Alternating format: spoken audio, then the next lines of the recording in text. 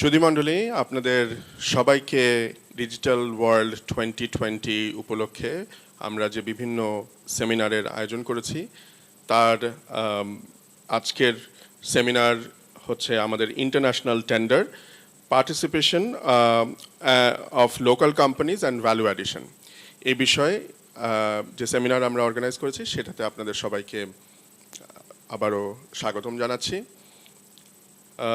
আপনারা জানেন যে আমাদের বাংলাদেশ একটি উন্নয়নশীল দেশ। আমাদের বিভিন্ন ধরনের উন্নয়নমূলক প্রজেক্ট চলছে। ডিজিটাল বাংলাদেশের যে ম্যান্ডেট সরকার দিয়েছেন এবং রূপকল্প 2021 যেটা আমাদের সামনে রয়েছে, সেটাকে মাথায় রেখে আমাদের সরকার অনেক ধরনের প্রজেক্টস, বিভিন্ন ধরনের ডিজিটালাইজেশন অটোমেশন প্রজেক্টস তারা করে আসছেন।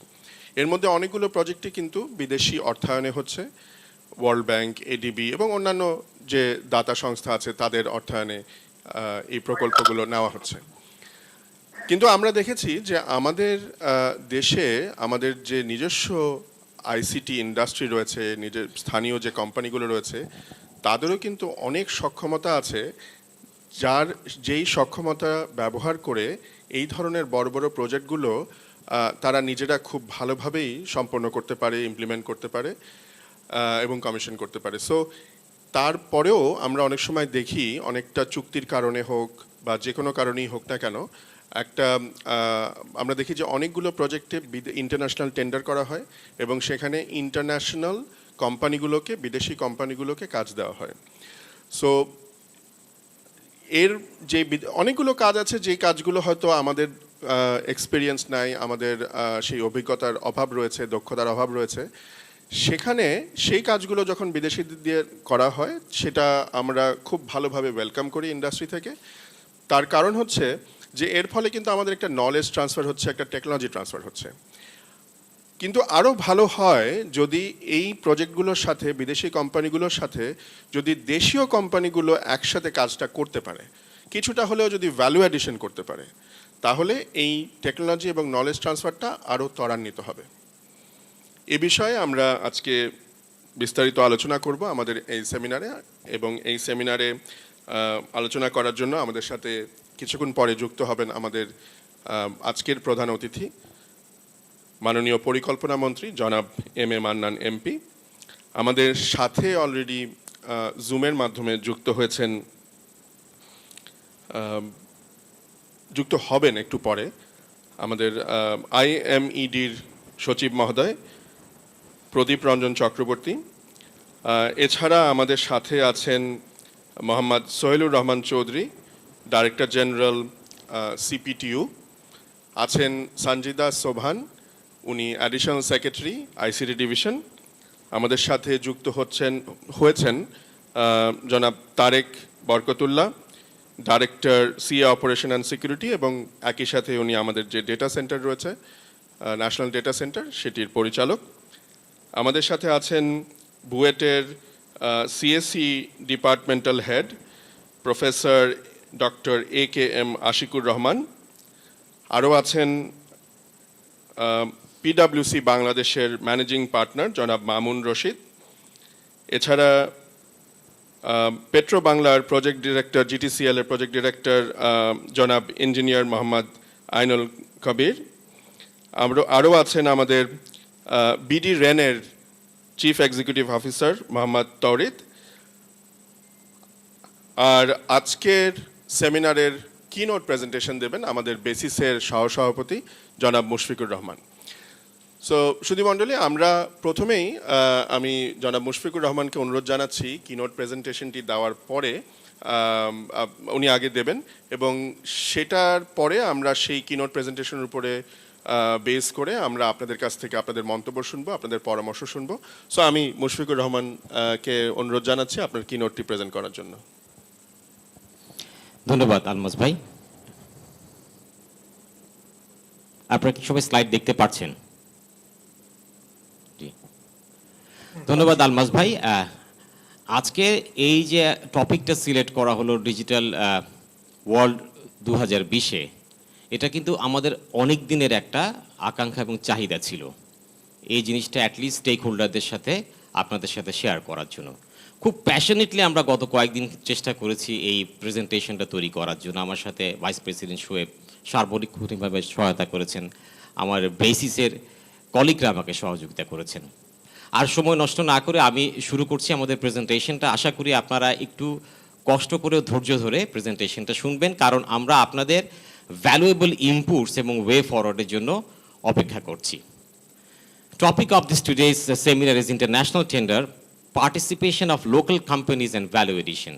I'm going to present. My name is Mushfiqur Rahman, Vice President, Finance Bangladesh Association of Software and Information Service, BASIS.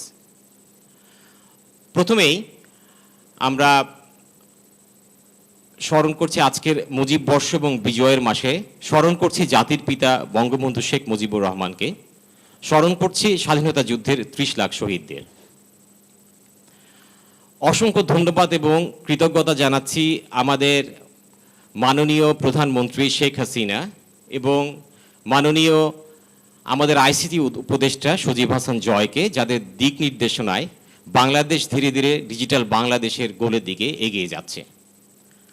Just at a glance আমাদের যদি scenario within less than a minute বলি, এই মুহূর্তে আমাদের local market size প্রায় $1.5 billion উপরে। আমরা গত বছরের উপরে অ্যাচিভ করেছি প্রায় $1 billion in terms of export. আর যদি আমাদের বলেন যে টোটাল 4,500 রেজিস্টার্ড কোম্পানি আইটি এবং আইটিএস সার্ভিসে বাংলাদেশে রয়েছে, যেখানে 1500-র উপর কোম্পানি বেসিস মেম্বার রয়েছে এবং প্রায় 40টার উপরে 40+ ওভারসিজ ডেভেলপমেন্ট সেন্টার সরাসরি কাজ করছে বাংলাদেশে, এবং ইয়ার টু ইয়ার আমরা গ্রোথ রেট পাচ্ছি মোর দেন 25%, রাফলি 28%, যেটা কোভিডের কারণে কিছুটা এফেক্টেড হয়েছে। এখন আমাদেরকে কি টার্গেট দেওয়া হয়েছে সরকার থেকে, এবং আমরাও সেই টার্গেটটা সরকারের সাথে একসাথে কাঁধে কাঁধ মিলিয়ে এগিয়ে যাচ্ছি। প্রথম টার্গেটটা হচ্ছে এই এক্সপোর্টটাকে কিভাবে আইটি, আইটিএস এবং হার্ডওয়্যার সার্ভিসকে $5 বিলিয়ন বাই 2023-এ নিয়ে যাওয়ার জন্য, এবং দ্বিতীয়ত এই আমাদের এমপ্লয়মেন্টকে এখন প্রায় রাফলি 1 মিলিয়ন এমপ্লয়মেন্ট আছে, সেই এমপ্লয়মেন্টকে কিভাবে আমরা 2 মিলিয়নে নিয়ে যেতে পারি সেদিক থেকে আমাদের কাজ করে যেতে হবে। এখন খেয়াল করবেন যে এই দুটো টার্গেটের সাথে আজকের সেমিনারটা কোনো নাভাবে ওতপ্রোতভাবে জড়িত। অবজেক্টিভ অফ দিস সেমিনার যদি বলেন, আমাদের অবজেক্টিভ কিন্তু বিদেশি কোম্পানিগুলিকে নিরুৎসাহিত করা না বা ওদেরকে না আসার জন্য না, just to ensure quality of internationally purchased IT software, infrastructure and ITS. It is necessary to increase local industries involvement and value addition so that we can make the project successful এবং sustainable. Local ইন্ডাস্ট্রিকে কিভাবে আমরা সম্পৃক্ত করে successful এবং sustainable করতে পারি, সেটাই হচ্ছে আমাদের লক্ষ্য। এখন যদি প্রথমেই বলি ইন্টারন্যাশনাল টেন্ডার ওয়াই কেন আসছে, আমি বেশ কিছু সিপিটিওর এক্সপার্টের সাথে কথা বলেছি, বা আমাদের যারা বিশেষ করে প্রকিউরমেন্ট এক্সপার্ট হয়েছেন। প্রথম যে পয়েন্টটা বলেন সেটা হচ্ছে lack of linkage between the procurement entity with the local industry. ওনারা জানেন না এই পার্টিকুলার প্রোডাক্ট বা সার্ভিসেস লোকালি প্রকিউর করা সম্ভব কিনা, অথবা ওনারা প্রপার মার্কেট অ্যাসেসমেন্ট করতে পারছেন না প্রকিউরিং এন্টিটি, কারণ নলেজ গ্যাপ দেখছেন ক্যাপাবিলিটি অথবা লোকাল ইন্ডাস্ট্রি, অথবা planning team in different ministries or department, তারাও দেখছেন এখানে এই একটা নলেজ গ্যাপ রয়েছে, অথবা perception about weakness in project management. অনেক সময় ওরা মনে করেন না এই প্রজেক্টটা লোকাল কোম্পানিগুলি করতে পারবে না। Product or services local unavailability in specialized area, এটা সত্য কথা, সব কিছুই আমাদের নেই। Competitive vendor selection for international standard product and services, অনেক ক্ষেত্রে দেখেছি আমরা যে এটা বলছে না ঠিক আছে লোকাল কোম্পানিও পারতে পারে, কিন্তু আমরা একটা বিদেশি পার্টিসিপেশনও চাই, সেখানে একটা কম্পিটিটিভ ভেন্ডার সিলেকশনে যেতে পারবো আমরা। আর একটা পয়েন্ট রয়েছে unavailability of specialized expertise in specific areas, এটা না থাকলে যেতেই হবে। আর একটা হচ্ছে যে managing finance for a very large project. এগুলি মূলত কারণগুলি হচ্ছে আমাদের ইন্টারন্যাশনাল টেন্ডারে যাওয়ার জন্য। Current scenario of international tenders যদি এখন কি অবস্থায় দাঁড়াচ্ছে আমাদের লোকাল ইন্ডাস্ট্রির জন্য, most of the large IT, একটু মিউট করবেন,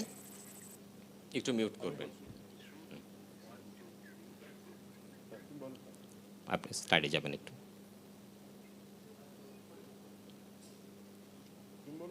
না, আমি তো স্লাইডটা দেখতে হবে আমাকে, সবাইকে সবাই তো স্লাইডটা দেখতে হবে। হ্যাঁ, থ্যাংক ইউ। আবার শুরু করি। Current scenario of international tenders, most of the large IT projects, ITSS services are procured under international tender process where the strength eligibility criteria holds back participation of the local industry. এমন কিছু শর্ত দেয়া হয় যার ফলে আমাদের local কোম্পানিগুলি participate করতে খুবই কষ্টকর হয়ে যায়। সো আমরা এর মধ্যে কি কি কারণ, what are the main reason behind it চিন্তা করতে পারি। খুব সম্ভবত ডেভেলপমেন্ট পার্টনার্সদের রিকোয়ারমেন্ট থাকে একটা, অথবা ক্লায়েন্ট অথবা প্ল্যানিং উইং যারা করছেন ডিফারেন্ট মিনিস্ট্রিজ তাদেরও রিকোয়ারমেন্ট থাকেন, অথবা ডিপিপি কনসালটেন্ট যখন করছেন তাদের ডিসিশন মেকিংয়ের ক্ষেত্রেও ফরেন কোম্পানির সিলেকশনের জন্য একটা ভূমিকা থেকে থাকতে পারে। এখন ইন্টারন্যাশনাল টেন্ডার যে যার ফলে কোন challenges of participation of ICT industry in Bangladesh যেমন হয়ে যাচ্ছে, কারণ কি খেয়াল করবেন প্রথমেই যে স্ট্রিনজেন্ট কোয়ালিফিকেশন অথবা এলিজিবিলিটি ক্রাইটেরিয়া দিচ্ছে। For example, experience in at least 1 or 2 countries for similar services or projects. Asking companies, competitions, work experience or similar projects with a value of equal or more than the project value. Very high yearly company turnover. এখন দেখা যাচ্ছে যে একটা product বা service প্রথম আমাদের বাংলাদেশেই হচ্ছে, কখনোই আগে হয়নি। তাহলে সেক্ষেত্রে আমাদের লোকাল কোম্পানিগুলি তো কোনোভাবেই এক্সপিরিয়েন্সটা শো করতে পারছেন না।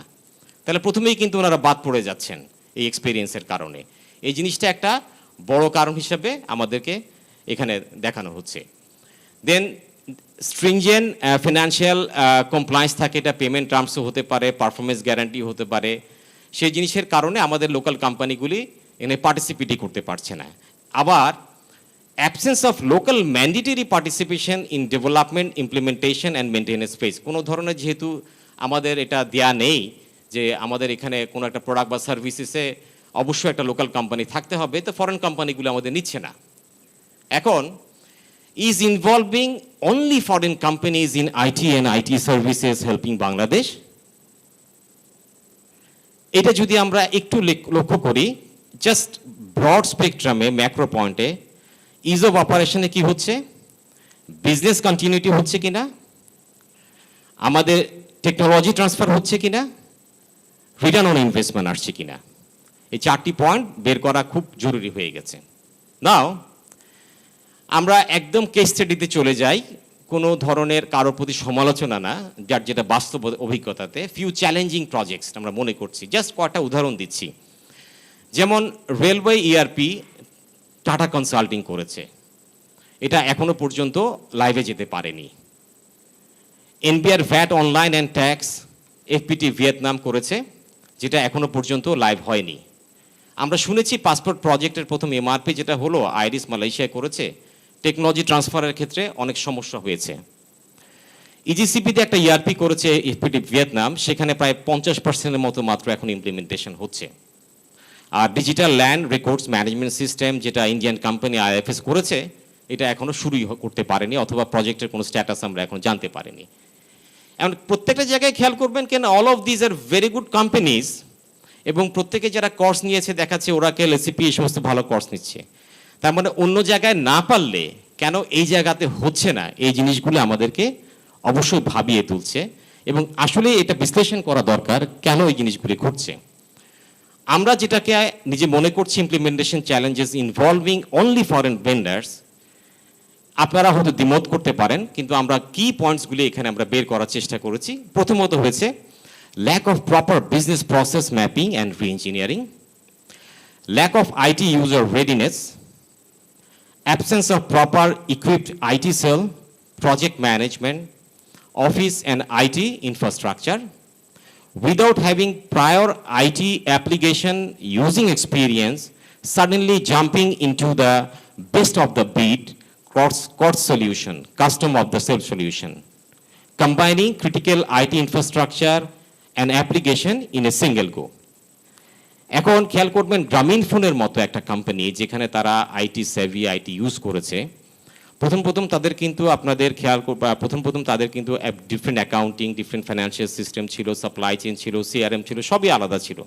পরে যখন ওরা কটসে গেল, এই জার্নিটা ওদের বিজনেস রি-ইঞ্জিনিয়ারিং এবং টোটাল প্রসেসটুকু করতে বিএসএস এবং ওএসএস, বিজনেস সিস্টেম সলিউশন এবং অপারেশন সিস্টেম সলিউশনের 7 থেকে 8 বছরের journey. Being one of the very IT Sevi company. সেক্ষেত্রে আমরা দেখা যাচ্ছে অত্যন্ত একটা স্ট্রিনজেন্ট টাইম লাইনে, যেখানে ওরা ঠিকভাবে আইটি ইউজ করে না, ইউথে ইউজ করছেন না, একটা গভর্নমেন্ট অর্গানাইজেশন যেখানে ওরা ইনভেন্টরি ইউজ করছেন না, যেখানে আপনার এইচআর ইউজ করছেন না, তাদেরকে চাট করে বিগ ব্যাং অ্যাপ্রোচে চলে যাওয়া হচ্ছে। 2 বছর 3 বছর কনসালটেন্সি করছে, কিন্তু 1 বছরের মধ্যে স্ট্রিনজেন্ট লাইনে এখানে দিয়ে দেওয়া হচ্ছে প্রজেক্ট শেষ করতে হবে। ওয়ারেস তাহলে জিনিসটা কি এত critical IT infrastructure, critical process, business ম্যাপিংগুলি যে ঠিকমতো যখন হচ্ছে না, তখন জিনিসগুলি সাকসেসফুল না হওয়ার একটা বিরাট সম্ভাবনা থেকে থাকে। দেখেন, গোয়িং ফর মানে lack of understanding of client business environment and business culture is was one of the very important thing. আপনি ব্রিটিশ আমেরিকান টোবাকো অথবা রবি অথবা গ্রামীণ ফোনে একটা, অথবা সিটি এনএতে একটা জিনিস এসসিপি দিয়ে ইমপ্লিমেন্ট করবেন, আর আমাদের মতো লোকাল কোম্পানি অথবা গভর্নমেন্ট ইমপ্লিমেন্ট করবেন, সে বিজনেস প্রসেস এবং কালচার এখানে সেম না। So it's very important thing to cater this issue. Lack of full on-site presence is very important thing. Maintenance, support services and provision of managed services. এরপরে যখন কাজটা হয়ে গেল, যদি ইমপ্লিমেন্টেশন হয়, who is going to manage it? Whether the client is ready or not, গভর্নমেন্টের সেই উইংটা আছে কিনা, এই ম্যানেজ সার্ভিসটুকু কীভাবে হবে, এটুকু প্ল্যান না করে যদি ইমপ্লিমেন্ট করা হয়, পরবর্তীতে বিজনেস কন্টিনিউটি হওয়ার সম্ভাবনা একেবারেই নাই। And last of all, there is always a language barrier. Now, আপনি খেয়াল করবেন লোকাল টেন্ডারের ক্ষেত্রেও কিন্তু আমাদের দেশে বেশ কিছু সাকসেস স্টোরি আছে। যেমন শুরুতে ন্যাশনাল আইডি হয়েছে, ড্রাইভিং লাইসেন্স হয়েছে, বায়োমেট্রিক ভেরিফিকেশন হয়েছে, মোবাইল ফোন, ই নথি, বার্থ রেজিস্ট্রেশন। আপনি খেয়াল করবেন এই সমস্ত জিনিসের মধ্যে আবার অলরেডি ড্রাইভিং লাইসেন্স শুনেছি মাদ্রাজ বাইকস একটা কোম্পানি পেয়েছে। তার মানে এটা কন্টিনিউশনটাও কিন্তু একটা কোশ্চেনের সম্মুখীন হচ্ছে। তার মানে আগেটাকে ঠিক ছিল না? অবশ্যই ঠিক ছিল। আমার সাথে যে এখন ড্রাইভিং লাইসেন্সটুকু আছে, সেটা কিন্তু একটা দেশি কোম্পানি করেছে। এরপরে যে গভর্নমেন্ট রিসোর্স প্ল্যানিংটুকু এখন কাজ হচ্ছেন, এটাও ধন্যবাদ আইসিটি মন্ত্রণালয়, আমাদের সরকারকে। তারা লোকালি এটা প্রোভাইড করার চেষ্টা করছেন। সাফল্য ব্যর্থতা আমরা জানতে পারবো। কাস্টমস অটোমেশন, হজ ম্যানেজমেন্ট 100%, ইভেন কি টিয়ার 3 ইনফ্রাস্ট্রাকচার, ডেটা সেন্টারটা টোটালি লোকালি করা হয়েছে। কেন এই কথাগুলো বললাম? কারণ সাম few examples in other countries, খেয়াল করবেন আমরা কম্পিটিশন করি ইন্ডিয়ার সাথে, ভিয়েতনামের সাথে, মালয়েশিয়ার সাথে। অ্যাজ অ্যান আইটি, যদি আইটি আমাদের আইটি এবং আইটি সার্ভিসেস হয়, সে সমস্ত দেশে কিন্তু কখনোই ওদের মেন কী সার্ভিসেসগুলি কখনোই বিদেশি কোম্পানি দিয়ে হয় না। এবং যতটুকু আমি জানি, প্রকিউরমেন্ট প্রসেসে ওদের প্রায়োরিটি দেওয়া হয় লোকাল কোম্পানিগুলিতে। এবং বিশেষ করে tax, VAT, custom, birth registration, NID, এগুলি তো কাউকে দিচ্ছে না, ওরা নিজেরাই করছে। আমি জাস্ট কানাডা থেকে গত মাসেও আসতাম।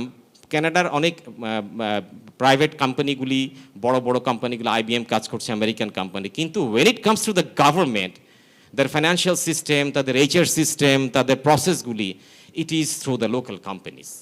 বলাই আছে সেই জিনিসটা তারা কিছুতেই বাইরের কোম্পানিকে দিবে না উন্নত বিশ্বের।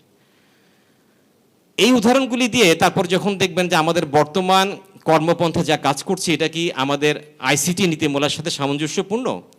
যেখানে আমাদের আইসিটি নীতিমালা 2018-তে বলা আছে যে আমাদের কমপ্লিটলি লোকাল কোম্পানিগুলিকে প্রায়োরিটি দিতে হবে। কিভাবে? যেমন ধরেন 3.666 3 পয়েন্ট, আভ্যন্তরীণ সক্ষমতা বৃদ্ধি, দাতা ও সহযোগী প্রতিষ্ঠান সহ যে কোনো অর্থায়নে গৃহীত প্রকল্পে পিপিআর অনুসরণ, সকল আইটি এবং আইটি এনাবলিং সার্ভিসেস ও ডিজিটাল ডিভাইস ক্রয়ে স্থানীয় পণ্য ও সেবার অগ্রাধিকার প্রদান এবং সে লক্ষ্যে স্থানীয় কোম্পানিসমূহের সক্ষমতা বৃদ্ধির ব্যবস্থা গ্রহণ।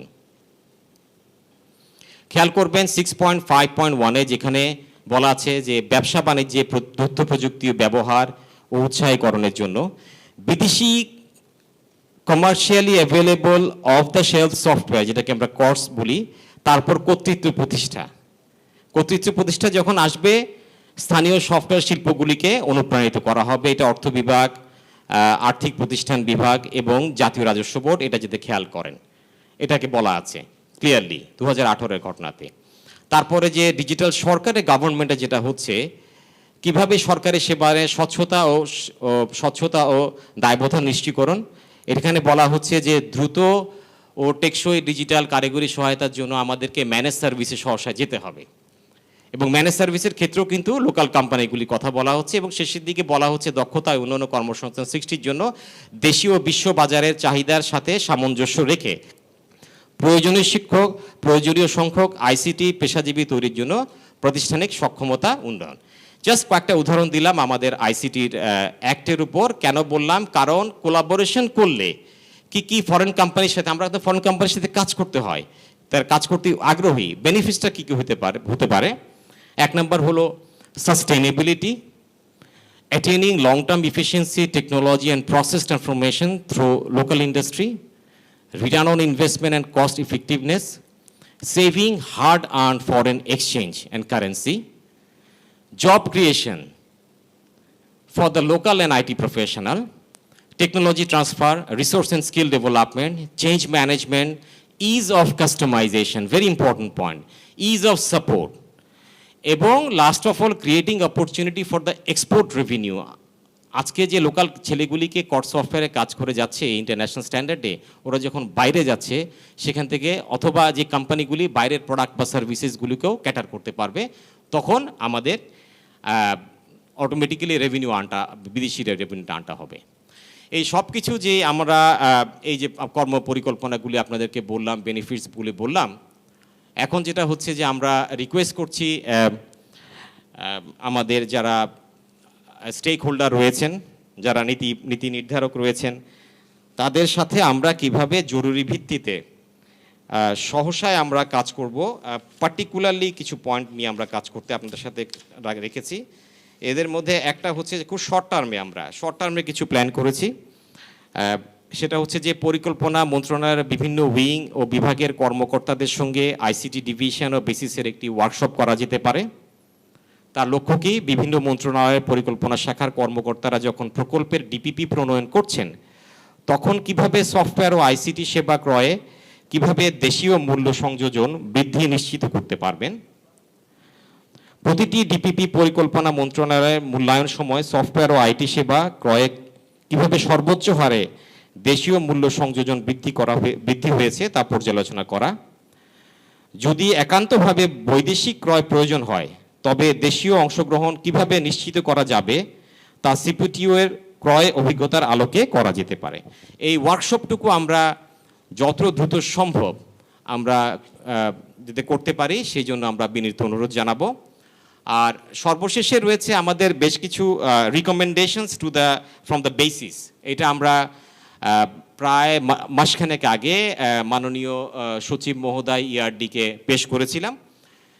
তারই ধারাবাহিকতায় আপনাদের সামনে জিনিস বলছি আমরা।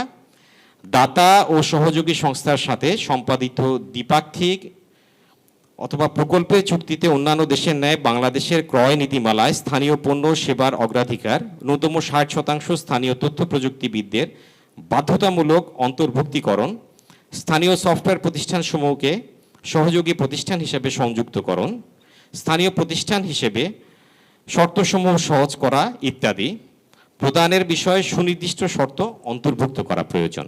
2, দাতা বা সহযোগী সংস্থার সাথে বিদ্যমান চুক্তিতে স্থানীয় পণ্য ও সেবার অগ্রাধিকার ও ন্যূনতম 60% তথ্য প্রযুক্তিবিদদের বাধ্যতামূলক অন্তর্ভুক্তকরণ, স্থানীয় সফটওয়্যার প্রতিষ্ঠানসমূহকে সংযুক্তিকরণ ইত্যাদি সহজ করা ইত্যাদি শর্তাদি সংযোজনের জন্য যদি না থাকে, সংশ্লিষ্ট দাতা ও সহযোগী সংস্থার সঙ্গে আলোচনা করা যেতে পারে। এরপরে আসছে 3 নম্বরে, যে সকল সফটওয়্যার স্থানীয় বাজারে বানানো সম্ভব তা স্থানীয়ভাবেই ক্রয় করা প্রয়োজন। সেই লক্ষ্যে বিভিন্ন মন্ত্রণালয় ও বিভাগের পরিকল্পনা শাখাকে অবহিত করা যেতে পারে। 4 নম্বর, যে সকল সফটওয়্যার স্থানীয়ভাবে তৈরি করা সম্ভব না, সেক্ষেত্রে আন্তর্জাতিক ক্রয়ে বাধ্যতামূলক স্থানীয় সফটওয়্যার প্রতিষ্ঠানকে সহযোগী হিসাবে অন্তর্ভুক্ত করানো এবং যার মাধ্যমে উল্লেখযোগ্য পর্যায়ে কারিগরি স্থাপনা, রক্ষণাবেক্ষণ, আমরা যেটা ম্যানেজ সার্ভিস অথবা সার্ভিস সাপোর্ট বলছি ইত্যাদি স্থানীয় মূল্য সংযোজন নিশ্চিত করা যেতে পারে। 5 নম্বর, যে সকল সরকারি সংস্থা দাতা সংস্থার অর্থায়নে প্রকল্প বাস্তবায়ন করছেন, সফটওয়্যার ও আইটি পরিষেবা ক্রয়ের পরিকল্পনা আছে, সে সকল সংস্থাকে এ সংক্রান্ত আইন মেনে চলার নির্দেশনা প্রদান এবং তাদের পরিকল্পনা শাখাকে তার অনুসরণ করার জন্য পত্র আকারে অনুরোধ করা যেতে পারে। 6 নম্বর, বাংলাদেশ সরকারের বিভিন্ন প্রকল্পগুলোতে বাংলাদেশে উৎপাদিত সফটওয়্যার বা আইটি পরিষেবা, আইওটি পণ্য সহ বিভিন্ন ধরনের ডিজিটাল ডিভাইস পণ্য বাস্তবায়ন বিষয়ে দাতা সংস্থার সাথে আলোচনাকালে বর্ণিত শর্তসমূহ বিবেচনা রাখে। এবং সর্বশেষে যে প্রস্তাবটি আমাদের রয়েছে সেটি হচ্ছে দাতা অথবা সহযোগী সংস্থা সহ বিভিন্ন প্রকল্পে স্থানীয় সফটওয়্যার শিল্প ও জনবল সংযুক্ত হওয়ায় কিভাবে স্থানীয় সক্ষমতা বৃদ্ধিতে ভূমিকা রাখলো তা মূল্যায়ন করার জন্য আইএমএডি বিভাগকে বিশেষভাবে অনুরোধ করা যেতে পারে। এটা ছিল আমার আজকের আমাদের বেসিসের পক্ষ থেকে, আমার বলাটা ভুল হবে, আমাদের আজকের কি নোট প্রেজেন্টেশন। আমরা চেষ্টা করেছি কিভাবে পুরো পিকচারটাকে আপনাদের সামনে দেওয়ার জন্য, এবং যে সমস্ত সম্মানিত বিজ্ঞ প্যানেলিস্ট রয়েছেন, যারা বিজ্ঞ আমাদের সম্মানিত যারা কি স্টেক হোল্ডার রয়েছেন, পলিসি মেকার রয়েছেন, আপনারা আমাদের প্রেজেন্টেশনটুকু শুনে আপনাদের মতামত দিবেন, এটাই আমাদের কামনা, এবং এভাবেই আমরা ডিজিটাল বাংলাদেশকে এগিয়ে নিয়ে যাব। সকলকে অসংখ্য ধন্যবাদ বিজয়ের মাসে। অনেক অনেক ধন্যবাদ মুশফিকুর রহমান।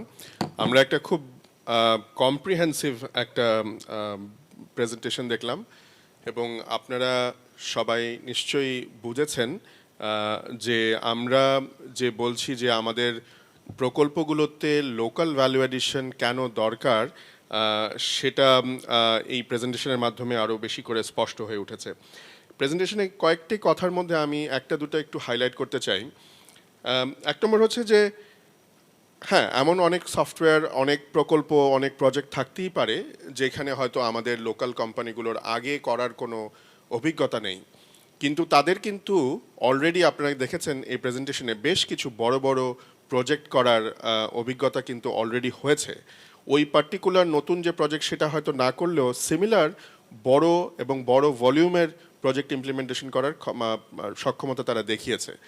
সো সেইটাকে মাথায় রেখে লোকাল কোম্পানিগুলোকে এনাবল করতে হবে, তাদের যাতে এক্সপিরিয়েন্স হয়, এই এনাবেলিং একটা এনভায়রনমেন্ট ক্রিয়েট করতে হবে।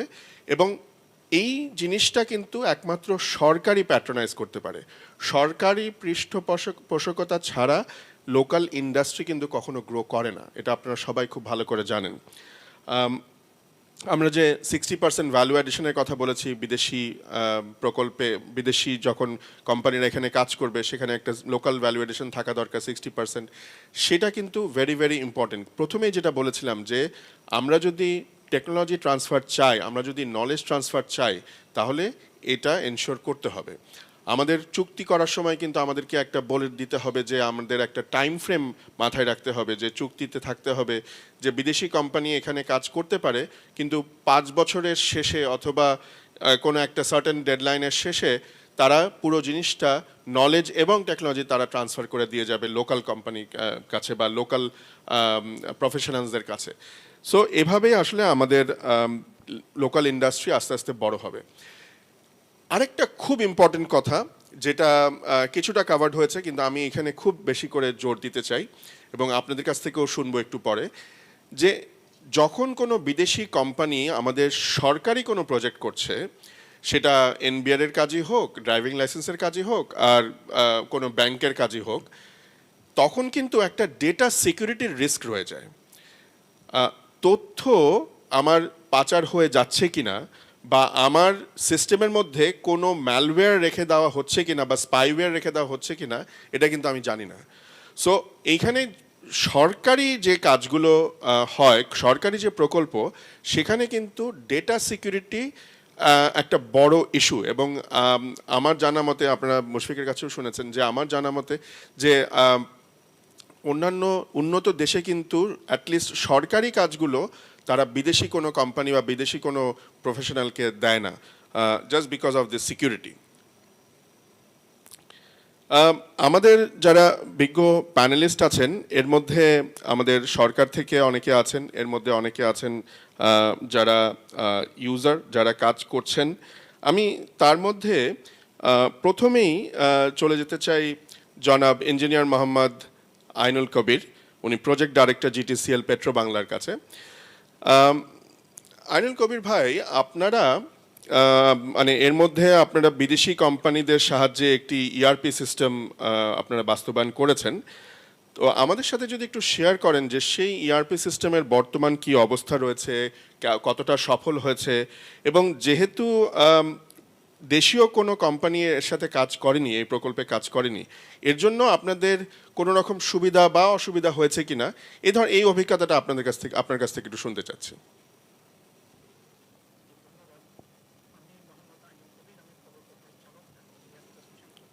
জনাব আইনুল কবির, প্রজেক্ট ডিরেক্টর, জিটিসিএল পেট্রো বাংলা।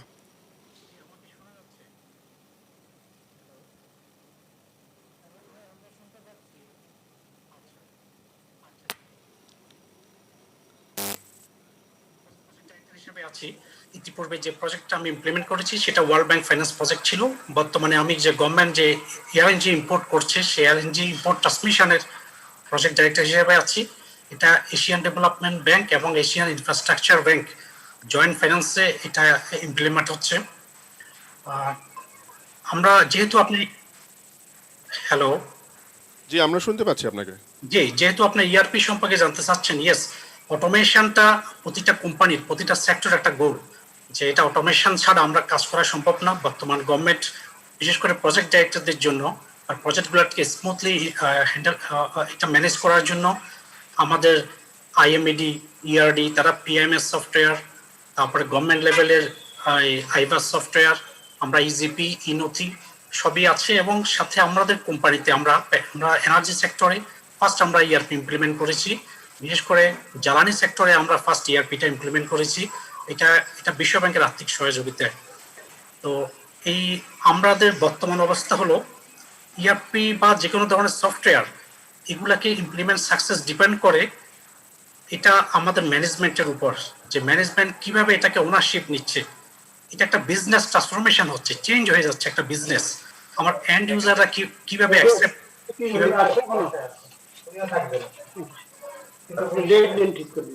এখানে কিন্তু আমাদের সুনাম ক্রিয়েট করে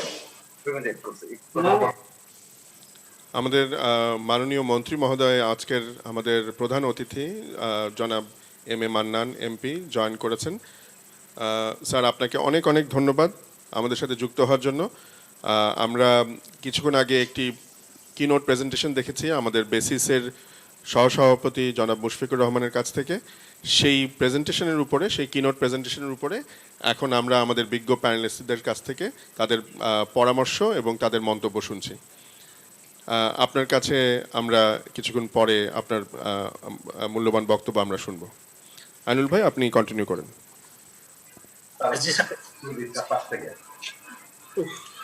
জি স্যার, আসসালামু আলাইকুম স্যার। আজকের অনুষ্ঠানের প্রধান অতিথি আমাদের মাননীয় মন্ত্রী মহোদয়, ওনাকে স্বাগত জানাচ্ছি। তো আমি স্যার প্রজেক্ট ডাইরেক্টর হিসেবে বক্তব্য দিচ্ছিলাম। আমরা যে ইআরপি সিস্টেমটা আমরা জিটিসিএল ইমপ্লিমেন্ট করেছি, জ্বালানি সেক্টরের ফার্স্ট ইআরপি অটোমেশন সিস্টেম, আমরা অটোমেশন সিস্টেম যেটা ইমপ্লিমেন্ট, আমরা এটা ওয়ার্ল্ড ব্যাংকের ফিনান্স প্রজেক্ট ছিল। তো এখানে আমরা ইন্টারন্যাশনাল টেন্ডার আমরা আহ্বান করেছিলাম। এটা আসলে ওয়ার্ল্ড ব্যাংকের যে information supply and installation information যে টেন্ডার ডকুমেন্ট ছিল সিস্টেম, সেটার আলোকে আমরা টেন্ডারটা করেছি। এটা ওপেন ফর অল ছিল, যার ফলে এখানে কিন্তু বাংলাদেশি যারা আছে তারাও কিন্তু পার্টিসিপেট করেছিলেন। যদিও আপনি ঢাকায় ছিলেন?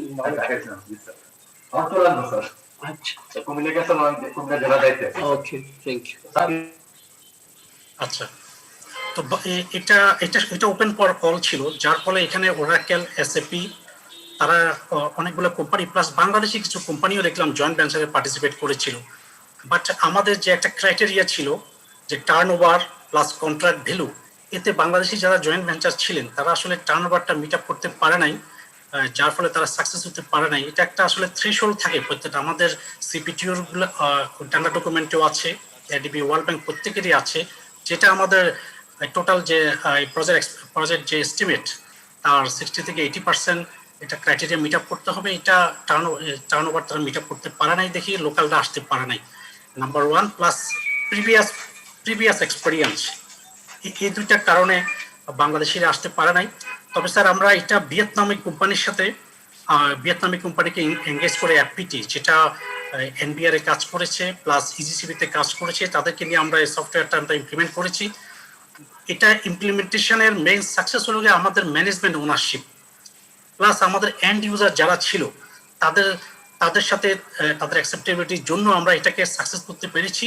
আমরা যে রিকোয়ারমেন্ট ছিল সেই রিকোয়ারমেন্টের 80% আমরা ইউজ করছি, বাকি যে 20% যেটা আছে সেটা আমরা ধীরে ধীরে আমরা অ্যাকসেপ্ট করছি, যেহেতু আমাদের আইটি ম্যান পাওয়ার শর্ট আছে, এদেরকে আমরা ডেভেলপ করে বাকি যে 20% সেটাও আমরা হয়তো বা আগামী বছর খানিকের মধ্যে আমরা অ্যাচিভ করতে পারবো। সো এইখানে তো- আনিল ভাই আমার একটা জাস্ট ছোট প্রশ্ন, যে আপনারা যেটা ইমপ্লিমেন্ট করেছেন এফপিটিকে দিয়ে, এখানে কি কোনো লোকাল কোম্পানি তাদের পার্টনার হিসেবে ছিল বা সম্পৃক্ত ছিল, না, এখানে লোকাল কোনো কোম্পানি পার্টনারশিপে ছিল না। এবং সেই জন্য কি কোনো রকম আপনারা অসুবিধা ফেস করেছেন বা এখন করছেন?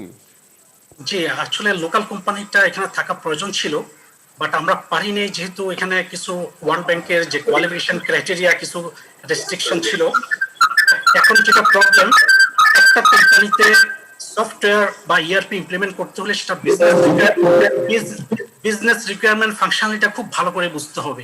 আমাদের যে বিজনেস রিকোয়ারমেন্ট সেটা ভিয়েতনামে যারা আছে তাদের বিজনেস রিকোয়ারমেন্টের সাথে একেবারে টোটালি অপোজিট, যার ফলে তাদেরকে বিজনেস রিকোয়ারমেন্টটা বুঝাইতে আমাদের সময় লেগেছে, নাম্বার ওয়ান। প্লাস একটা ল্যাঙ্গুয়েজ ব্যারিয়ার ছিল, নাম্বার টু তাদের মোবিলাইজেশন ডিমোবিলাইজেশন একটা আমাদের কস্ট ছিল, একটা বেশ বড় একটা কস্ট ছিল।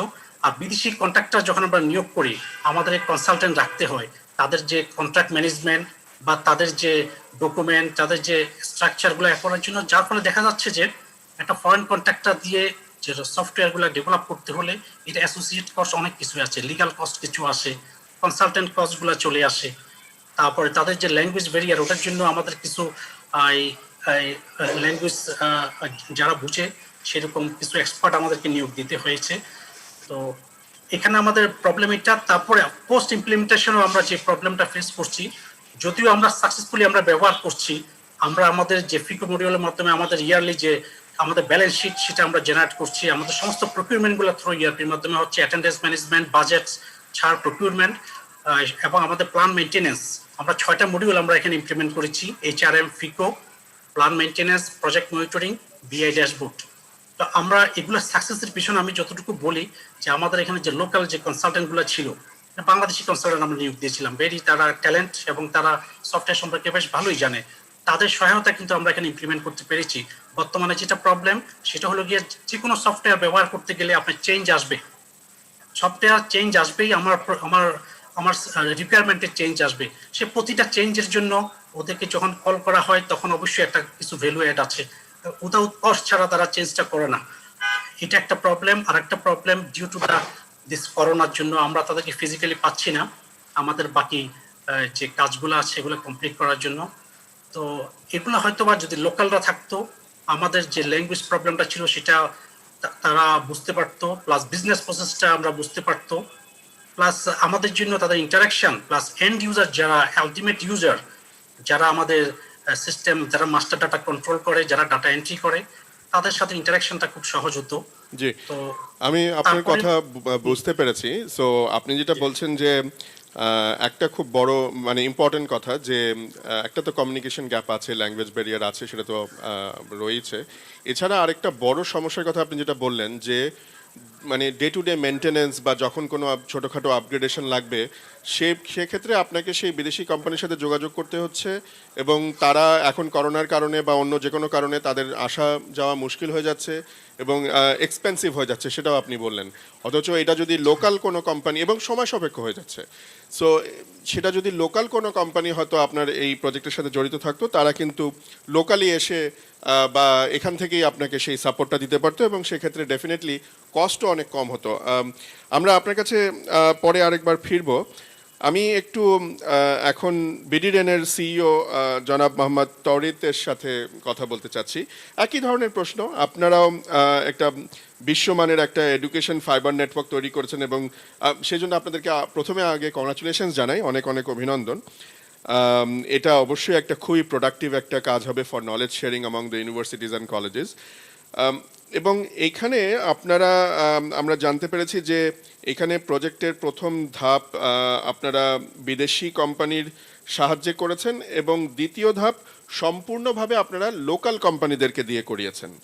তো আপনাদের এই যে অভিজ্ঞতা, বিদেশি কোম্পানির সাথে কাজ করার অভিজ্ঞতা এবং লোকাল কোম্পানির সাথে কাজ করার অভিজ্ঞতা, এই ডিফারেন্সটা কি হয়েছে, বা ভালো বা খারাপ, এটা আপনার কাছে শুনতে চাচ্ছি। Hey, Assalamu alaikum. Thanks for having me. প্রথমেই বলছি যে আমরা প্রথম যে প্রজেক্টটা করি Bangladesh research and education network, এটা 34টা পাবলিক বিশ্ববিদ্যালয়কে আমরা একটা নেটওয়ার্কের, একটা আমব্রেলা নেটওয়ার্কের আন্ডারে নেই, যেটার মধ্যে একটা অপটিক্যাল ফাইবার নেটওয়ার্কের আন্ডারে আমরা 34টা পাবলিক ইউনিভার্সিটিকে নেই। তো সেটায় কন্ট্রাক্টর, মেইন কন্ট্রাক্টর ছিল বিদেশি কন্ট্রাক্টর স্যামসাং এসডিএস, আর লোকাল ভেন্ডাররা ছিল, তারা তাদের সাপোর্টিং এ ছিল। আর পরবর্তীতে আমরা যেটা করেছি সেটা ছিল প্রায় 176 কোটি টাকার প্রথমটা, আর পরবর্তীতে প্রায় আমরা 100 কোটি টাকার কাজ করিয়েছি। সেটাই আমরা আর বিদেশি ভেন্ডারদের নেই নাই, সেটা আমরা লোকাল ভেন্ডারদের নিয়েই করেছি। এখন এটা কি কারণে করেছি সেটা যদি আমরা বলতে চাই, তাহলে হলো যে আমরা বিদেশি ভেন্ডার কেন নেই, যেটা আইনুল ভাইয়ের কথা, যেটা মুশফিক ভাইয়ের কথা, সেটার মধ্যে এসেছে। কারণ এখানে একটা দাতা সংস্থা, যে তাদের একটা প্রেশার থাকে, তাদের হলো একটা নির্দিষ্ট অ্যামাউন্টের বাইরে হলেই আপনাকে এটা ইন্টারন্যাশনাল টেন্ডার করতে হবে। আচ্ছা, তাদের যুক্তি কি? তাদের যুক্তি হলো যে আপনি কোয়ালিটি পাবেন। আচ্ছা, কোয়ালিটি আমি পাবো ডেফিনেটলি, আমি যদি একটা ভালো দেশের একটা সর্বোচ্চ কোয়ালিটির প্রোডাক্ট আমি কিনতে চাই, অবশ্যই আমি কোয়ালিটি পাবো, কিন্তু কোয়ালিটির সাথে তো আমার মতো একটা দেশকে কস্টও দেখতে হবে, তাই না? তো এই লোয়েস্ট কস্টে একটা বাইরের কোম্পানি যখন আসবে, তখন তো সে ওয়ার্স্ট কোয়ালিটি নিয়েই আসবে। তাইলে আমরা দেশের বেস্ট কোয়ালিটিটাকে বাদ দিয়ে আমরা বিদেশের ওয়ার্স্ট কোয়ালিটিটাকে নেওয়ার চিন্তা ভাবনা করছি। প্রথমেই এই বাধাটা আমাদের চলে আসে। তো যেটা আমরা যখন স্যামসাং এসডিএস কে দিয়ে যখন কাজ করালাম, তখন আমরা হারে হারে উপলব্ধি করলাম। এখন আপনি বলতে পারেন যে আপনার সাথে তো লোকাল ভেন্ডার ছিল। হ্যাঁ, লোকাল ভেন্ডার তার সাথে ছিল, কিন্তু ব্যাপারটা কি হতো? ব্যাপারটা হতো যে সে তার প্রফিট ম্যাক্সিমাইজেশনের জন্য লোকাল ভেন্ডারকে সে এত প্রেসার দিত যে লোকাল ভেন্ডার আর তার কথা শুনতে চাইতো না। লোকাল ভেন্ডাররা এসে আমাকে বলতো যে আপনি যা বলেন আমি করে দিব, কিন্তু এটা যাতে স্যামসাং জানতে না পারে, স্যামসাং এর কথায় আমি কোনো কাজ করব না। তো এই পর্যায়ে সেটা চলে যায়। আর সমস্যা কি হয়, যেমন আমার ইআরপি সফটওয়্যার, এটা দেশে একটা কোম্পানি করেছে, সাউথটেক, কিন্তু টাকাটা নিয়েছে স্যামসাং। স্যামসাং টাকা নিয়ে এটা দেশি কোম্পানিকে দিয়েছে। আপনি বলতে পারেন এটা ভালো হয়েছে একদিক দিয়ে, যে দেশি কোম্পানির ওয়ার্কফোর্স ডেভেলপড হয়েছে, তারা একটা প্রফিট এখানে।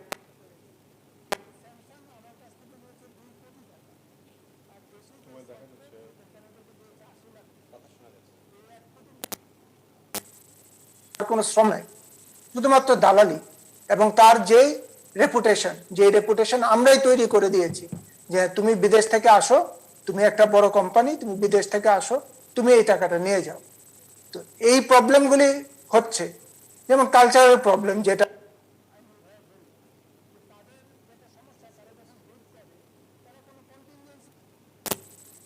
তারা মনে করে ওই ইউনিভার্সিটিতে যাব, ওইখানে গিয়ে ঢুকবো, ইকুইপমেন্ট ইনস্টল করবো, বের হয়ে চলে আসবো, এটা 8 ঘন্টার কাজ। কিন্তু একটা ইউনিভার্সিটিতে গেলে, একটা লোকাল এনভায়রনমেন্টে গেলে, ওইখানে কি কি কালচারাল প্রবলেম থাকতে পারে সেগুলি তারা চিন্তা করে না। হয়তো একদিনের জায়গায় তাকে 2 দিন যেতে হয়, 2 দিনের জায়গায় তাকে 3 দিন যেতে হয়। এই তো তার কস্ট এসকালেশন শুরু হয়। যখনই কস্ট এসকালেশন শুরু হয়, তখন সে এই তল্পা গুটায় তার দেশে চলে যেতে চায়।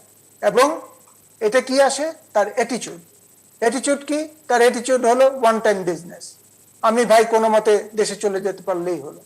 তো এইটা করে তো আমাদের সাথে তার দূরত্ব বাড়ছে, সার্ভিসের কোয়ালিটি ডিটোরিয়েট করছে, কস্ট বেড়ে যাচ্ছে।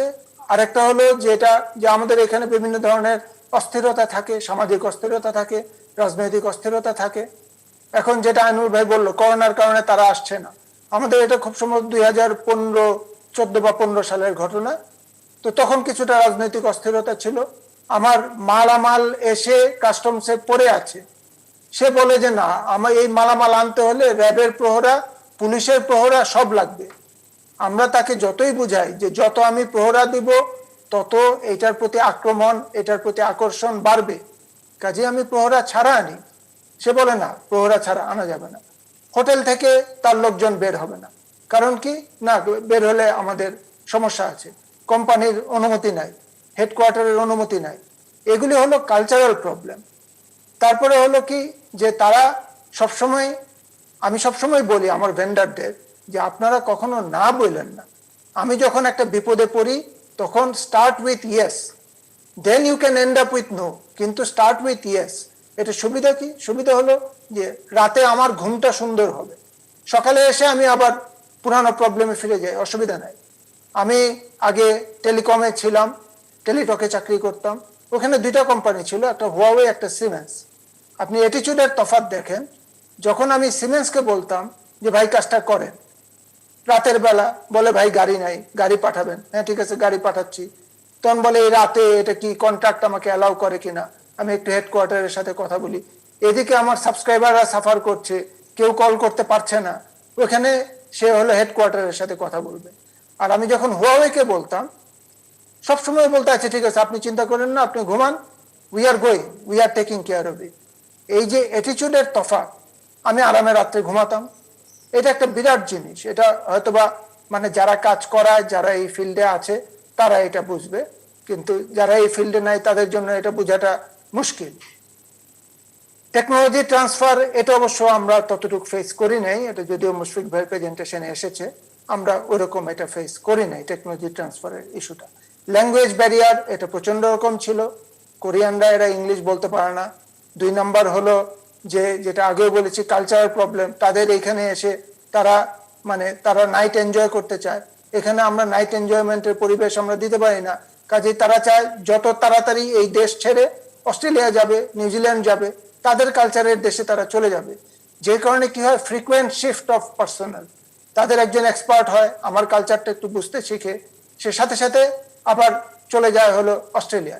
আমাদের এখান থেকে 3বার 4বার চলে গিয়েছে, অথবা তারা দেশে ব্যাক করতে চায়। এগুলি হলো প্রবলেম তৈরি করে। তবে আমি চেষ্টা করতে চাই এভাবে যে আমার সুপারিশ হলো যে লোকাল এই পরিবেশ না চেয়ে, মুশফিক ভাই আপনারা চিন্তা করেন আপনারা কিভাবে ওভারসিজ মার্কেটকে ধরবেন।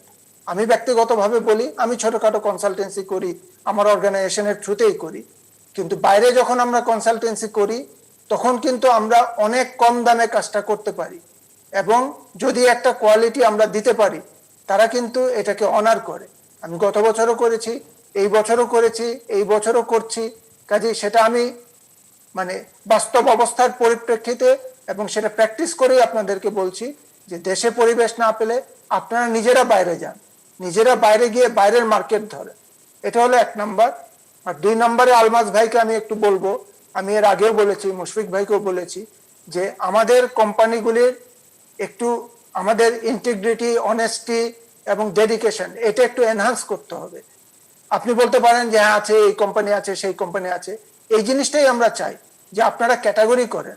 সফটওয়্যার ইন্ডাস্ট্রি, আমি একটা ইআরপি সফটওয়্যার কিনবো, সফটওয়্যার কিনতে হলে আমাকে কিন্তু এই বিশ্বাসটা জন্মাতে হবে যে এই কোম্পানির কাছ থেকে যদি আমি কিনি তাহলে এই কোম্পানি এই কাজটা করতে পারবে।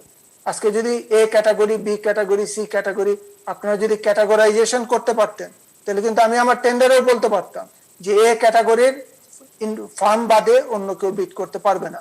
এখন একটা ভালো সফটওয়্যার সে বিট করলো 1 কোটি টাকা দিয়ে, একটা খারাপ কোম্পানি এসে 20 লাখ টাকায় বিট করলো, আমি তো ওই খারাপ কোম্পানিটাকে দিতে বাধ্য। কারণ আপনি বলতে পারেন আপনি স্পেসিফিকেশন ওইভাবে করেন, আমি যতই স্ট্রিনজেন্ট স্পেসিফিকেশন করি কিছুটা থাকে, বেশিরভাগ থাকে সফটওয়্যারের ক্ষেত্রে ট্রাস্টের উপর। কাজে ট্রাস্ট না থাকলে কাজটা করা যায় না। তো সেই জন্য আপনারা যদি ক্যাটাগরাইজেশন করতে পারেন তাহলে আমরা যারা ইউজার বা আমরা যারা প্রকিউরমেন্ট এন্টিটি যারা আছি তাদের জন্য কাজটা অনেক সুবিধার হয়। অনেক অনেক Thank you. ধন্যবাদ। তরিক ভাই, এতটুকুই আপনি বক্তব্য ছিল। আপনার কাছে আবার সময় থাকলে আমি ফিরে আসব। আপনি খুব দুটো ইম্পর্টেন্ট কথা বলেছেন। একটা হচ্ছে যে আমাদের কনফিডেন্স গ্রো করাতে হবে আমাদের লোকাল কোম্পানিগুলোর উপরে, সো দ্যাট যারা প্রকিউরিং এজেন্সিজ আছে, সেটা সরকারি হোক আর বেসরকারি হোক, তাদের সেই আস্থাটা থাকে যে হ্যাঁ লোকাল এই সলিউশনটা আমি যদি নেই তাহলে এটা ভালো কাজ করবে। তবে এখানে আমি আবারও বলে রাখছি, এই আস্থাটা তৈরি করার জন্য একবার তো ইঞ্জিনটাকে স্টার্ট করতে হবে। আমরা যেমন যেটাকে বলি কিক স্টার্ট, একটা মোটরসাইকেল যখন চালানো শুরু করি তার আগে কিন্তু একটা কিক দিয়ে তারপরে স্টার্ট হয় এবং তারপরে কিন্তু ইঞ্জিনটা নিজে নিজে চলে। সেই কিক স্টার্টটা কিন্তু গভর্নমেন্টকে করতে হবে, গভর্নমেন্টকে সেই প্যাটার্নাইজটা করতে হবে। গভর্নমেন্ট যদি একবার কোনো বড় প্রজেক্টে একটা লোকাল কোম্পানি করতে পারে তখন কিন্তু তার একটা এক্সপিরিয়েন্স হয়ে গেল, এবং সেই প্রজেক্ট যদি ভালোভাবে হয় তাহলে তার প্রতি ইন্ডাস্ট্রিরও আস্থা, অন্যান্য কোম্পানিরও, প্রাইভেট সেক্টরেরও আস্থা তখন বাড়বে।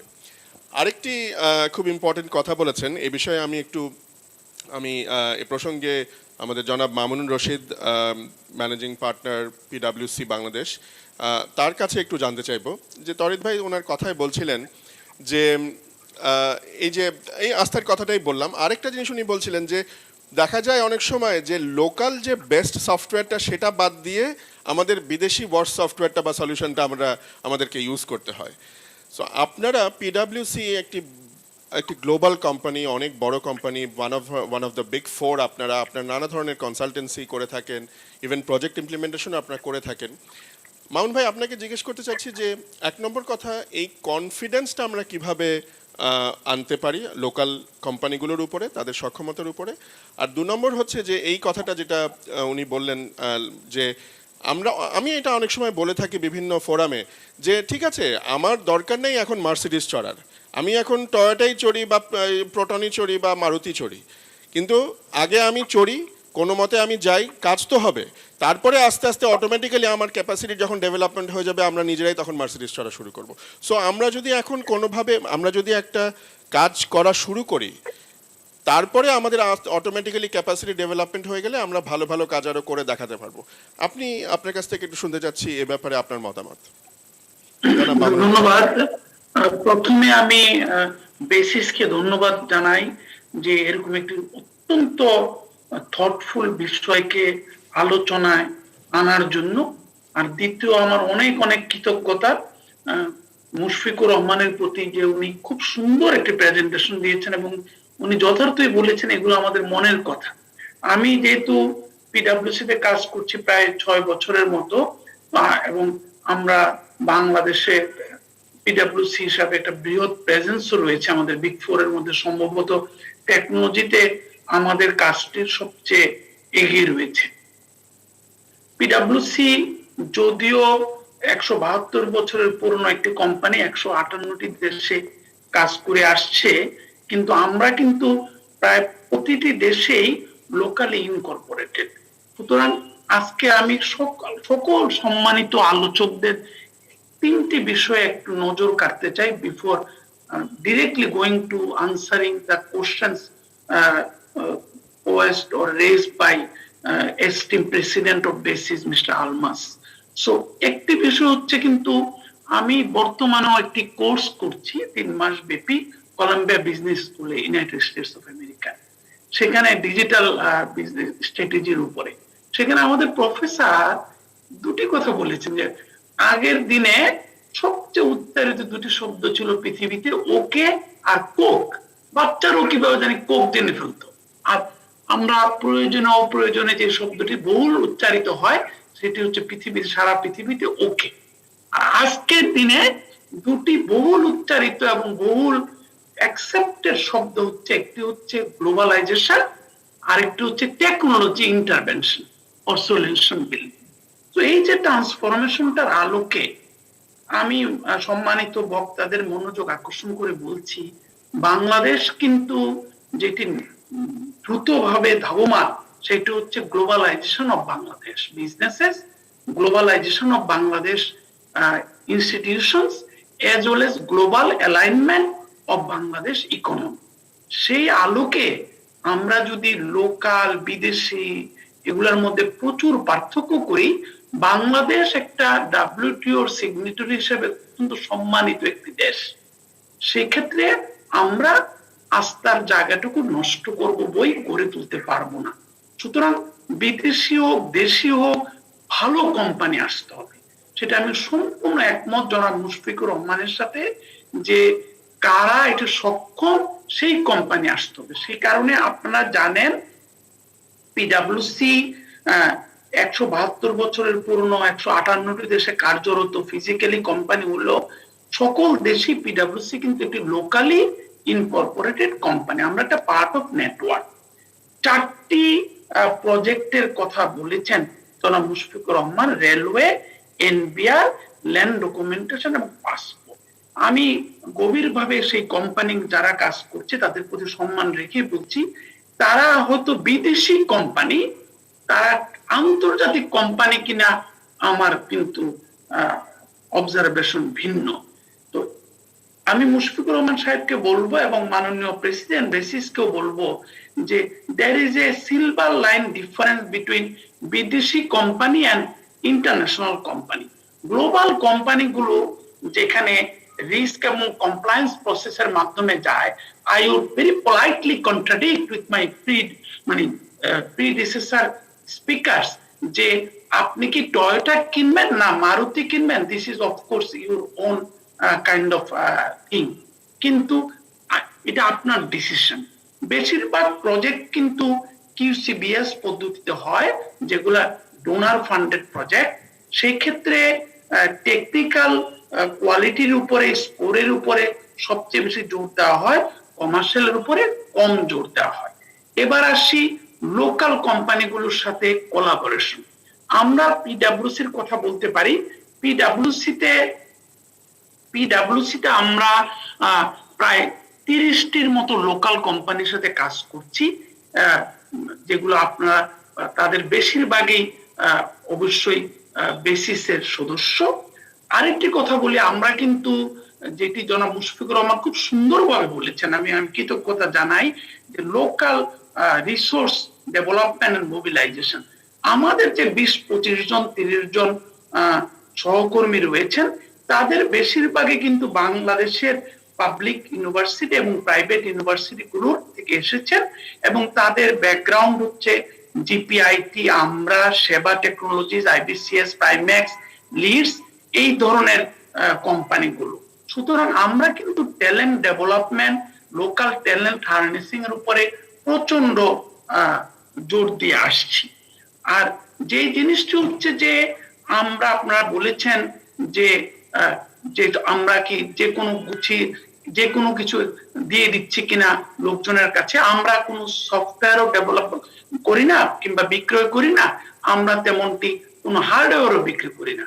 আমরা, জনাব আলমাস কবির যথার্থই বলেছেন, আমরা মোস্টলি ইমপ্লিমেন্টেশন পার্টনার।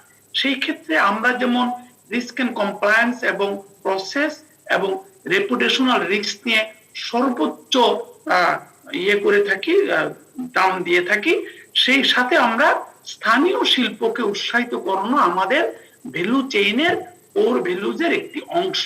আপনাদেরকে যদি একটুখানি বলি, আমরা বিগত 6 বছরে, ঠিক 6 বছর না, বিগত ধরেন 15 বছরে আমরা যে টেকনোলজি ড্রিভেন কিংবা আইটিএস প্রজেক্ট গুলো ইমপ্লিমেন্ট করেছি, সেক্ষেত্রে আমাদের সহযোগী ছিল Logic Forum, Synesis IT, business automation, SS solution, Digicon, Techno Haven, IFC, অকুলেন্ট, আমরা, এফজেড টেকনোলজিস, ওমেগা, টেকবেলি, লিডস, ট্রাস্টায়রা, Seba Technologies, Smart, Flora, Thakral, ESL Fusion, Softlink, Square, IBCS, Primax and Brain Station. এই লিস্টে দেখে আপনাদের অবশ্যই মনে হচ্ছে, বিশেষ করে আমার অনুস্প্রতিম ভাই মুশফিকুর রহমান সাহেব অবশ্যই বলতে হবে যে আমরা কিন্তু একটু ভিন্ন দৃষ্টি দাবি করি এবং ভিন্ন রেসপেক্ট কমান্ড করি। আরেকটি বিষয় আমার একটি ভাই একজন বলেছেন যে সিমেন্স এবং হুয়াওয়ে, সেই ক্ষেত্রে আপনাদেরকে যেটা শুরুতে আমি বলেছি, একটি গ্লোবাল কোম্পানি আর একটি রিজিওনাল কোম্পানি কিন্তু এক হবে না। প্রায় 3 বছর আগে আমার কাছে একটি লোকাল টেকনোলজি কোম্পানি, তারা খুবই বড় কোম্পানি বলে আমি জানি, তাদের কর্ণধার মহোদয় এসেছিলেন যে তাদেরকে কেন আমরা সম্পৃক্ত করছি না একটি সরকারি, একটি মন্ত্রণালয়ের একটি বিশেষ প্রজেক্টে, টেকনোলজিক্যাল ট্রান্সফরমেশন প্রজেক্টে, ডেভেলপমেন্ট পার্টনার ফান্ডে।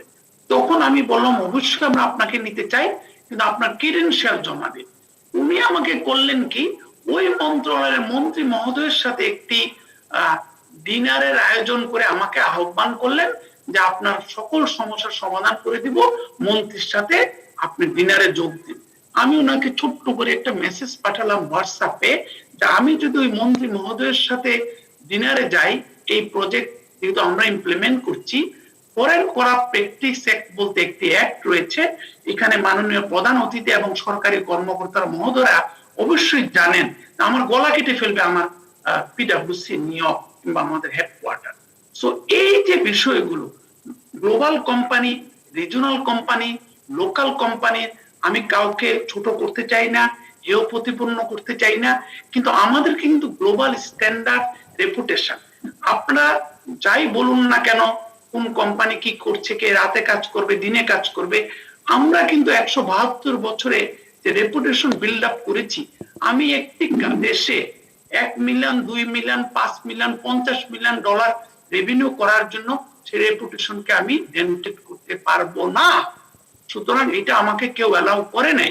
আমার 3 লক্ষাধিক সহকর্মী যারা 158 দেশে কর্মরত রয়েছেন, তাদের কারো কাজের মাধ্যমে যদি কোথাও প্রমাণিত হয় যে আমি কোথাও দুর্নীতির আশ্রয় নিয়েছি, কিংবা আমার যে লোকাল পার্টনার ছিল সে কোথাও কোনো পত্রিকায়, কোনো জায়গায়, কোনো গণমাধ্যমে এসেছে যে সেই কোম্পানিটি অতীত কাজের সময় তার মধ্যে কাজের বাস্তবায়নে দুর্নীতির গন্ধ পাওয়া গিয়েছিল, সেই ক্ষেত্রে কিন্তু আমি কোনো অধিকার রাখি না 172 বছরের গড়ে তোলা ইতিহাসে, রক্ত ঘাম শ্রমে গড়ে তোলা ইতিহাসকে ডেন্টেড করা।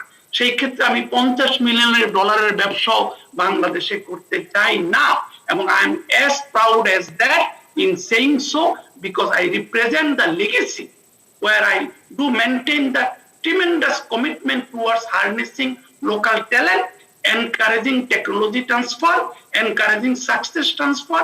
At the same time, আমার যে সমস্ত পার্টনার রয়েছে 30 জনের নাম আমি আপনাদেরকে বললাম, আপনারা মোস্ট ওয়েলকাম। আমরা আরো রিক্রুট করতে চাই লোকাল ট্যালেন্ট, এবং আপনারা প্রত্যেকে ফ্রিলি রিকমেন্ড করেন আমাদের হিউম্যান ক্যাপিটালের কাছে। আমরা অবশ্যই নিতে পারবো, এবং আমরা এই কোভিড কালে আমাদের শিক্ষা হয়েছে যে আমরা বিদেশ থেকে এক্সপার্ট এনে লোকাল টেকনোলজি প্রজেক্ট ডেলিভার করতে পারবো না। সেই জন্যই আমরা আরো রিক্রুট করতে চাই, আরো ডেভেলপ করতে চাই। আরেকটি কথা বলেই শেষ করব, লোকাল কোম্পানিগুলোতে কিন্তু প্রচুর টার্নওভার হয়।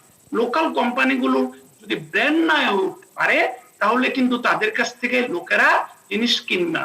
সেই ক্ষেত্রে আমি প্রতিবার আইটি এক্সপো কিংবা ডিজিটাল এক্সপোজিশনে যে কথাটুকু বলে আমার বক্তব্য শেষ করি, সেটা হচ্ছে look at the apparel industry, যেখানে মেড ইন বাংলাদেশ এত সম্মানের জায়গা দখল করেছে।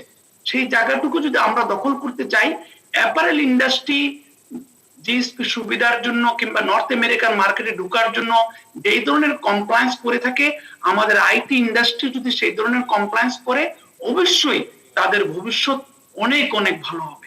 সকলকে অনেক অনেক ধন্যবাদ। অনেক অনেক ধন্যবাদ মামুন রশিদ ভাই, এবং আমরা জেনে অত্যন্ত আনন্দিত হলাম যে পিডব্লিউসির মতো একটি বড় গ্লোবাল কোম্পানি, তারা আমাদের বাংলাদেশের অনেকগুলো, আপনি প্রায় 30টার কথা বললেন, অনেকগুলো লোকাল কোম্পানির সাথে পার্টনারশিপে অনেকগুলো কাজ করেছে।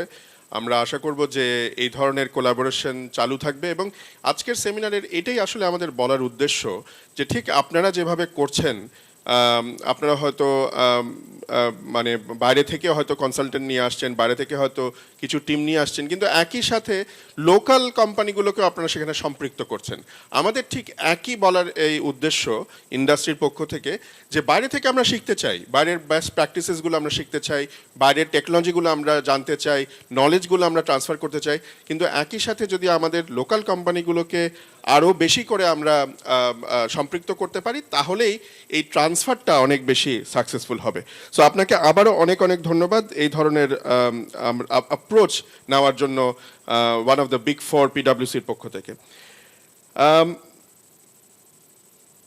এরপরে আমাদের সাথে আছেন জনাব মোহাম্মদ তারেক বরকতুল্লাহ, উনি ডাইরেক্টর সি অপারেশনস এবং সিকিউরিটি এবং director data center Bangladesh computer council. Tareq ভাই, আপনার কাছ থেকে একটু জানতে চাচ্ছি, আপনি তো আমাদের আসলে অনেকগুলো দেশি এবং বিদেশি প্রজেক্ট বাস্তবায়ন করেছেন, এবং এর মধ্যে সবই বোধহয় ছিল বা বেশিরভাগই ছিল হচ্ছে infrastructure related, IT infrastructure related, এবং এখন বর্তমানে যে জিআরপি, যেটা গভর্নমেন্ট রিসোর্স প্ল্যানিং, যে বড় একটা সফটওয়্যার প্রজেক্ট চলছে, সেটার সাথে আপনি খুব সরাসরিভাবে জড়িত, এবং এজন্য কিন্তু আমরা সরকারকে আবারও অনেক অনেক ধন্যবাদ জানাই যে আমাদের লোকাল কোম্পানিগুলোর উপরে আস্থা রাখার জন্য। এই বিষয়, এখানে যে লোকাল কোম্পানিদের সাথে আপনারা কাজ করছেন, এ বিষয়ে আপনার অভিজ্ঞতা জানতে চাই, এবং একই সাথে আমরা জেনেছি যে টিয়ার 3 ডেটা সেন্টার আপনারা লোকাল কোম্পানিকে দিয়ে করেছেন, আবার টিয়ার 4 যেটা, সেটা আপনারা বিদেশি কোম্পানিকে দিয়ে করেছেন। এ বিষয়ে আপনার অভিজ্ঞতার যে ডিফারেন্স, সেটা আপনি জানতে চাচ্ছি। তারেক বরকতুল্লাহ মহোদয়। হ্যাঁ, থ্যাংক ইউ ভেরি মাচ। সবাইকে সম্মান রেখে আমি কিছু বিষয় বলছি। আসলে যে কোনো কাজ করতে হলে নিজস্ব মানে কাজ বুঝে নেওয়ার ক্যাপাসিটি থাকতে হবে, আদারওয়াইজ আপনার মানে বেস্ট অফ দ্য বেস্ট কনসালটেন্টও আপনাকে চিট করবে। এর মধ্যে পিডব্লিউসি থেকেও আমরা মানে বেশ কয়েকবার মানে প্রবলেমে পড়েছি, তারা অন্য দেশের রিপোর্ট কাট অ্যান্ড পেস্ট করে দিয়ে দিয়েছে, পরে যখন ধরা পড়ছে তখন তারা কান্নাকাটি করেছে। এরপরেও ওই যশোরের ডেটা সেন্টার ডিজাইন করার সময় তারা ভুলভ্রান্তি করেছে, খুব ক্লোজলি কনসালটেন্টদেরকে ওয়াচ করতে হয়। সুতরাং মানে মানে পিডব্লিউসি 172 বছরই হোক বা 1000 বছরের হোক, কিন্তু মানে আপনি আপনার কাজ আপনার মতো করে বুঝে নিতে হবে, এটা হলো সবচেয়ে প্রথম শর্ত। আর আরেকটা বিষয় হলো, আমরা যখন জিআরপিটা করি তখন আমরা একটা দেখি যে বাংলাদেশে ইআরপির কোনো জনবল নাই। আর আরেকটা বিষয় আমরা লক্ষ্য করেছিলাম যে আমাদের একাডেমিয়া এবং ইন্ডাস্ট্রির মধ্যে বড় একটা ব্যবধান রয়েছে। তো আমরা এইখানে ঢাকা ইউনিভার্সিটির আইবিএ, বুয়েট এবং ইন্ডাস্ট্রিকে তিনটা কম্বিনেশনটা নিয়ে ইআরপি তে আগাই। এবং এইটা আমরা প্রথম দিকে ইন্টারন্যাশনাল যারা ইআরপি যারা ব্যবসা করেন তাদের কাছ থেকে প্রচুর বাধা পেয়েছি। আমাদের প্রতিমন্ত্রী এবং আইসিটি অ্যাডভাইজারকে ধন্যবাদ, ওনারা এই বিষয়ে মানে আমার সাথে একমত হয়ে এবং এই এটা লোকাল ইন্ডাস্ট্রি থেকে এই কাজটা করার জন্য মানে উৎসাহ দিয়েছেন। তো এখানে আমাদের যে ইস্যুস গুলা ছিল, প্রথম দিকে একটা ইস্যু ছিল যে একটা কোম্পানি যে কাজ পায় এটা সে একা করতে পারছিল না, কারণ আমাদের যে রিসোর্সেস এটা ঠিক সেই পরিমাণ নাই যে পরিমাণ আমার রিকোয়ারমেন্ট রয়েছে। এজন্য বাংলাদেশ প্রকৌশল বিশ্ববিদ্যালয় computer science and engineering department continuous guidance এবং হেল্প করে ওই জনবলকে রেডি করে কাজটা করা হচ্ছে। এবং পরবর্তীতে বেসিসের সবকটি সংগঠন একত্রে মিলিত হয়ে এই কাজটা উঠানোর জন্য আগ্রহ প্রকাশ করেছে এবং তারা একত্রে কাজ করছে এবং তারা একত্রে কো ক্রিয়েট নামে একটা কোম্পানি ফর্ম করেছে যেখানে ফুল বেসিসের একটা সাপোর্ট রয়েছে।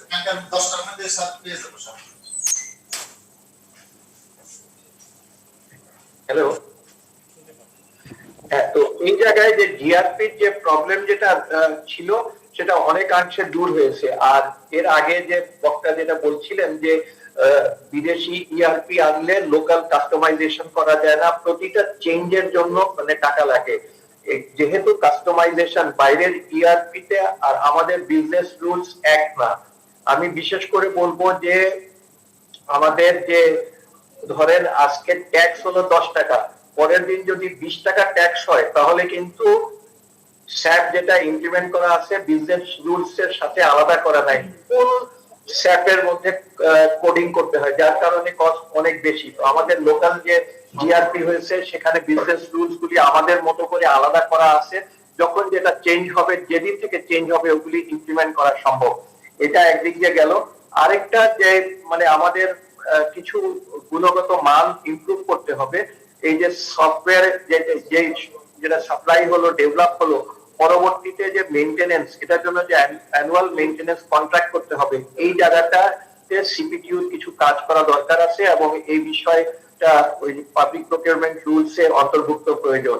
আরেকটা দরকার হবে সেটা হলো ইন্ডাস্ট্রিতে যে আমাদের যে জনবল কাজ করছে এদের মানে ইন্টারন্যাশনাল সার্টিফিকেশন দরকার এবং কোয়ালিটি কন্ট্রোল দরকার। আমি মাননীয় পরিকল্পনা মন্ত্রী মহোদয়কে ধন্যবাদ জানাচ্ছি যে উনি ওনার উৎসাহে এবং ওনার অনুমোদন ক্রমে বাংলাদেশ কম্পিউটার কাউন্সিলের সফটওয়্যার কোয়ালিটি টেস্টিং সেন্টার স্থাপিত হয়েছে এবং সেটি ইন্টারন্যাশনাল টিআইএমএম লেভেল 5 সার্টিফাইড, যেটা এই দক্ষিণ এশিয়ার মধ্যে একমাত্র সার্টিফাইড ল্যাব। তো এটাও মানে আমাদের সফটওয়্যার ইন্ডাস্ট্রিকে মানে গুণগত মান সম্পন্ন কাজ সরবরাহ করতে মানে কাজ সহায়তা করবে। আর ছোটখাটো মানে ডিস্টারবেন্স তো হবেই, এটা আমাদেরকে একত্রে কাজ করতে হবে এবং এই মানে এই জিনিসটাকে উঠাতে হবে। আর আমাদের সফটওয়্যার অ্যাজ এ সার্ভিস এটা কিন্তু সারা পৃথিবীতে সার্ভিস প্রয়োজন। ইন্ডিয়ার দিকে তাকান, ওরা কিন্তু খুব বেশি কিন্তু সফটওয়্যার তৈরি করে না, তারা অরাকল, স্যাপ বিভিন্ন জিনিসের সার্ভিস ওয়ার্ল্ড ওয়াইড প্রোভাইড করে। আমাদেরকেও কিন্তু এরকম সার্ভিস প্রফেশনাল গুলা তৈরি করতে হবে বেসিসের আন্ডারে, এবং লোকাল যে কাজগুলো আছে তাদেরকে দিলেই তারা এই কাজগুলা শিখতে পারবে। এবং এখানে বিদেশি এবং লোকালকে কিভাবে একত্রে কাজ করার জন্য মানে লেভেল প্লেইং গ্রাউন্ড তৈরি করা হবে, সেটা ওই আইনের মধ্যে কিছু সংযোজন বিয়োজন করা প্রয়োজন হতে পারে, যেটার জন্য আরো প্রচুর মিটিং এবং ডিসকাশন দরকার। Thank you. জি, অনেক ধন্যবাদ তারেক বরকতুল্লাহ ভাই, আপনি বেশ কিছু ইম্পর্টেন্ট কথা বলেছেন। একটা কথা আমি আরেকবার আপনার কথাটাই আমি রিইটারেট করতে চাই যে লোকাল সফটওয়্যারের একটা বড় সুবিধা হচ্ছে, বা লোকাল কোম্পানির সম্পৃক্ততা একটা বড় সুবিধা দেয় ক্লায়েন্টকে, সেটা হচ্ছে যে it can be easily customisable. যে যখন আপনার কাস্টমাইজেশন দরকার ছোটো খাটো বিভিন্ন ধরনের, সেটা কিন্তু খুব ইজিলি করা যায়, যেটা অনেক সময় আমরা দেখেছি যে বিদেশি সফটওয়্যারগুলোতে সেটা করা যায় না, অথবা সেটা করা ব্যয় সাপেক্ষ হয়ে যায়, সময় সাপেক্ষ হয়ে যায়, তাদের সাথে কন্ট্যাক্ট করতে হয়। এই ব্যাপারটা কিন্তু খুব ইম্পর্টেন্ট। আরেকটি কথা তারেক ভাই বলেছেন, যে একটা উদাহরণ দিয়ে বলেছেন যে যেটা গভর্নমেন্ট রিসোর্স প্ল্যানিং, যে জিআরপি প্রজেক্টটা ইমপ্লিমেন্ট করা হচ্ছে সেখানে মানে সরকার থেকে, এবং যেটা বলেছেন যে বেসিসের অনেকগুলো সদস্য কোম্পানি একসাথে হয়ে তারা একসাথে কিন্তু এই কাজটা করছে, যেহেতু এটা সবচেয়ে বড় একটা প্রজেক্ট। সো কথাটা হচ্ছে যে সেটাই, যে যদি একটি লোকাল কোম্পানির উপরে আপনার আস্থা কম থাকে বা মনে হয় যে তারা সক্ষম না, তখন কিন্তু মাল্টিপল লোকাল কোম্পানি একসাথে হয়ে একটা জয়েন্ট ভেঞ্চার করে কনসোর্শিয়াম করে তারা কিন্তু কাজটা করতেই পারে, এবং এই প্রমাণ কিন্তু আমরা বারবার রেখেছি। আমি এখন আসতে চাচ্ছি আমাদের বুয়েটের সিএসি ডিপার্টমেন্টের head of the department professor doctor AKM Ashikur Rahman তার কাছে। প্রফেসর রহমান, আমরা জানি যে বুয়েট সরকারের, এবং তারেক ভাইও বললেন যে এই জিআরপি প্রকল্পতেই বুয়েট কনসালটেন্ট হিসাবে ছিল। সো এই ধরনের অনেকগুলো প্রকল্পতে, বড় বড় প্রকল্পতে আপনারা কিন্তু কনসালটেন্সি প্রদান করে থাকেন এবং নানা ধরনের পরামর্শ দিয়ে থাকেন আপনারা। এই আপনার কি মনে হয় যে এই যে আপনারা যে প্রকল্পগুলো আপনারা পরামর্শ দেন, সেখানে আমরা এই যে অগ্রাধিকার দেওয়ার কথা বলছি, লোকাল কোম্পানিগুলোকে অগ্রাধিকার দেওয়ার কথা বলছি, এখানে আপনাদের as a consultant, BUET as a consultant, আপনাদের কি ধরনের ভূমিকা ছিল বা সামনে থাকতে পারে? ধন্যবাদ, থ্যাংক ইউ আমাকে এই সুযোগ দেওয়ার জন্য। তো তারেক ভাইয়ের ওখান থেকে আমি শুরু করি যে জিআরপি প্রজেক্টে উনি বলেছেন যে অনেক ক্ষেত্রে বুয়েট কনসালটেন্ট হিসেবে কাজ করেছে, এবং শুরুতে সেই রকম দক্ষ জনবল ছিল না, কিন্তু অনেক দিন ধরে লেগে থেকে জিরো থেকে এটাকে ট্রেনিং করিয়ে আমরা কিন্তু ওই পর্যায়ে নিয়ে যেতে পেরেছি। তো এখানে একটা জিনিস পরিষ্কার যে অনেক ক্ষেত্রে হয়তো দক্ষ জনবল আমাদের সেই পর্যায়ে নাই, হয়তো আমি জানি না, সফটওয়্যার ফার্মগুলোকে টোটাল সার্ভে করলে হয়তো অনেক কিছু বেরিয়ে যাবে। এর একটা প্রধান কারণ কিন্তু দেখা যায় যে আমাদের যে ছেলেপেলেরা, বিশেষ করে বুয়েটের সিএসসি ডিপার্টমেন্ট থেকে যারা পাশ করে, তারা কিন্তু চলে যায় বিভিন্ন আমেরিকা, কানাডা এইসব জায়গায় তারা চলে যায়, এবং দে ডোন্ট কাম ব্যাক।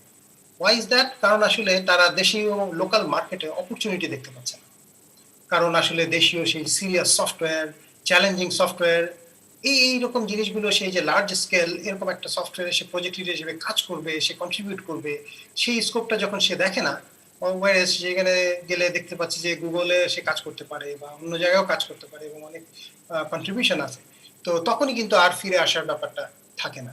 তো আমাদেরকে অবশ্যই একটা বিশাল মার্কেট অপরচুনিটি ক্রিয়েট করতে হবে একটা কিক স্টার্ট দিয়ে, এবং দেখা যাবে যে তখন তারা এসে কিন্তু এটাকে আরো চাঙ্গা করে তুলবে এবং অনেক দূর এগিয়ে নিয়ে যেতে পারবে।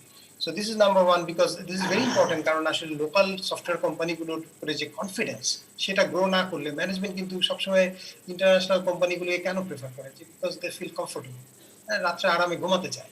সো যদি লোকাল ইয়েকে দেয়, হয়তো এক্সপিরিয়েন্স কম ইত্যাদি ইত্যাদি দেখে সাকসেসের ব্যাপারটা হয়তো অত সহজে দেখতে পারে না, এটা একটা বিশাল ব্যাপার।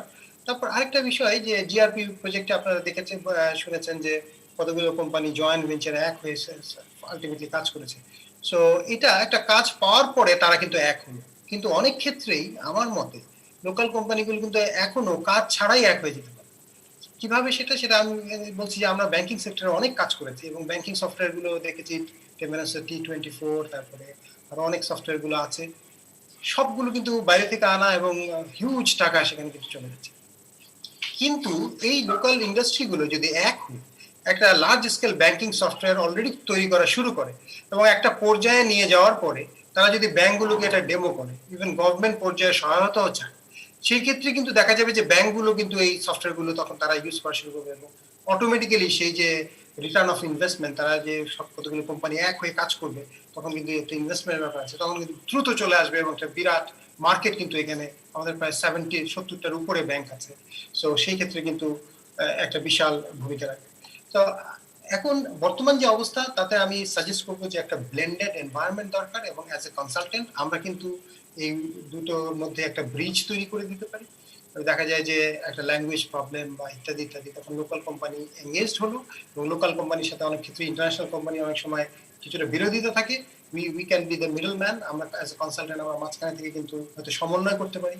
এবং বিদেশি কোম্পানির পক্ষে কিন্তু একটা সফটওয়্যারের requirement analysis is very difficult, কারণ আমাদের নর্মাল লোকের কাছে গিয়ে আসল রিকোয়ারমেন্ট গুলো বুঝে নিয়ে এসে দেন সেই সফটওয়্যারটা সাকসেসফুলি বানানো, সেটা কিন্তু অলরেডি ভেরি ডিফিকাল্ট হয়ে যায়। অনেক ক্ষেত্রে তারা তাদের দেশের সফটওয়্যারটা আমাদেরকে খাইয়ে দেওয়ার একটা চেষ্টা করে। তো এইরকম ভাবে একটু চিন্তা করলে আমার মনে হয় যে জিনিসগুলো আগাতে পারে। সো আমি হয়তো আর সময় নিব না, আমরা অলরেডি অনেক কথা শুনেছি। Thanks for giving me the opportunity. অনেক ধন্যবাদ, অনেক ধন্যবাদ। আপনি বেশ এনকারেজিং কিছু কথা বলেছেন এবং আপনার সাজেশন আপনি দিয়েছেন যে কোনো প্রজেক্ট ছাড়াই যদি কোলাবোরেশন করা যায় বা কোনো জয়েন্ট ভেঞ্চার করা যায় কোম্পানিগুলো, তাহলে কিন্তু তাদের শক্তিটা আরও বেড়ে যায়, সক্ষমতা আরও অনেক বেড়ে যায়। সো প্রফেসর আশিকুর রহমান, আপনাকে আবারও অনেক ধন্যবাদ আপনার মতামতের জন্য। আমরা এখন একটু সরকারের কাছ থেকে শুনতে চাইব। প্রথমেই আমি অনুরোধ জানাচ্ছি আমাদের আইসিটি ডিভিশনের অ্যাডিশনাল সেক্রেটারি, উনি কি আছেন? সঞ্জিদা সোভান, আপনি? হ্যাঁ, জি। সো আপনার কাছ থেকে একটু জানতে চাচ্ছি যে আপনি যেগুলো শুনলেন, যে পরামর্শগুলো, কিভাবে আমরা আমাদের এই সম্পৃক্ততা, লোকাল সম্পৃক্ততা আরও বাড়াতে পারি এই বিদেশি প্রকল্পগুলোতে, এবং এই ব্যাপারে আইসিটি ডিভিশন কোনো ভূমিকা নিতে পারে কিনা? যখন অন্যান্য মন্ত্রণালয় বা এজেন্সিতে কাজগুলো হয়, আইসিটি ডিভিশন কোনো রকমভাবে একটা ভূমিকা নিয়ে যে লোকাল পার্টিসিপেশন এনশিওর করার ব্যাপারে এটা নিতে পারে কিনা, এ ব্যাপারে আপনার কাছ থেকে একটু জানতে চাচ্ছি।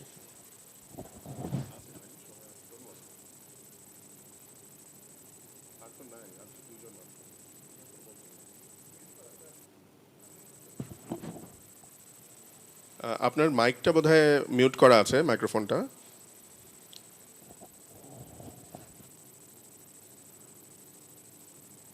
শোনা যাচ্ছে আমাকে? জি, শোনা যাচ্ছে, একটু জোরে বলবেন। আচ্ছা, ধন্যবাদ আমাকে এখানে সুযোগ দেওয়ার জন্য। আসলে আমরা যদি টেন্ডার নিয়ে কথা বলি, বিশেষ করে ইন্টারন্যাশনাল টেন্ডার কিংবা আজকের যে প্রেক্ষাপটে আমরা কথা বলছি, তাহলে আমাদেরকে একটু লিগ্যাল এন্টিটি গুলো নিয়ে একটু কথা বলা দরকার, যে এখানে কোনো ব্যারিয়ার আছে কিনা কিংবা অপরচুনিটি গুলো অলরেডি আছে কিনা। তো তাহলে সেখান থেকে আমরা আইসিটির কিছু করণীয় আছে কিনা সেগুলো আমরা আইডেন্টিফাই করতে পারি। যেমন আমাদের একটা লিগ্যাল এন্টিটি আছেই, আমরা সবাই জানি যে পিপিএ আছে, পিপিআর আছে, এবং পিপিএ কিন্তু করাই হয়েছে, সেখানে কিন্তু বলাই হয়েছে যে ব্যক্তির প্রতি যারা ক্রয় কার্যে অংশগ্রহণ করতে ইচ্ছুক তাদের প্রতি সম আচরণ ও অবাধ প্রতিযোগিতা নিশ্চিত করার কথাটা এখানে আইনের শুরুতেই বলে দেওয়া হয়েছে। তো তার মানে অবাধ প্রতিযোগিতার কথা যখন আমরা বলছি, তখন এখানে লোকাল ইন্টারন্যাশনাল দুটো পার্টিসিপেশনকেই আমরা এনকারেজ করব। অবশ্যই আমরা দেশীয় ইন্ডাস্ট্রিগুলোকে আরো বেশি, ভেন্ডারগুলোকে আরো বেশি এনকারেজ করব, কিন্তু সেটার জন্য আমাদের বাধা আছে বলে ওরকম দেখি না। যেটা দেখি যে আমাদের একটা জায়গায় খালি বলা আছে পিপিএতে যে কোনো চুক্তি যেগুলো হচ্ছে, বিশেষ করে বিদেশি সংস্থা কিংবা রাষ্ট্র কিংবা সংস্থাগুলোর সাথে, তাহলে যদি চুক্তিতে কিছু বলা থাকে, তা আমার মনে হয় যে এখানে নেগোসিয়েশনের একটা সুযোগ আছে, যে আমরা নেগোশিয়েট করতে পারি এই ক্ষেত্রে। আরেকটা কথা হচ্ছে যে প্রতিযোগিতা কিন্তু সবসময় খুব সুষম হওয়া উচিত। যে যারা প্রতিযোগিতা করতে চাচ্ছেন তাদেরকে আসলে আরেকটু কি বলবো, নিজেদের ক্যাপাসিটি অথবা নিজেদের অবস্থানটাকে আরেকটু সুসংহত করা প্রয়োজন। অবশ্যই এখানে সরকারের ভূমিকা আছে, যেমন ওদের ক্যাপাসিটি কি করে বিল্ড করা যায় কিংবা তাদেরকে আরো স্ট্রেনথেন করা যায়।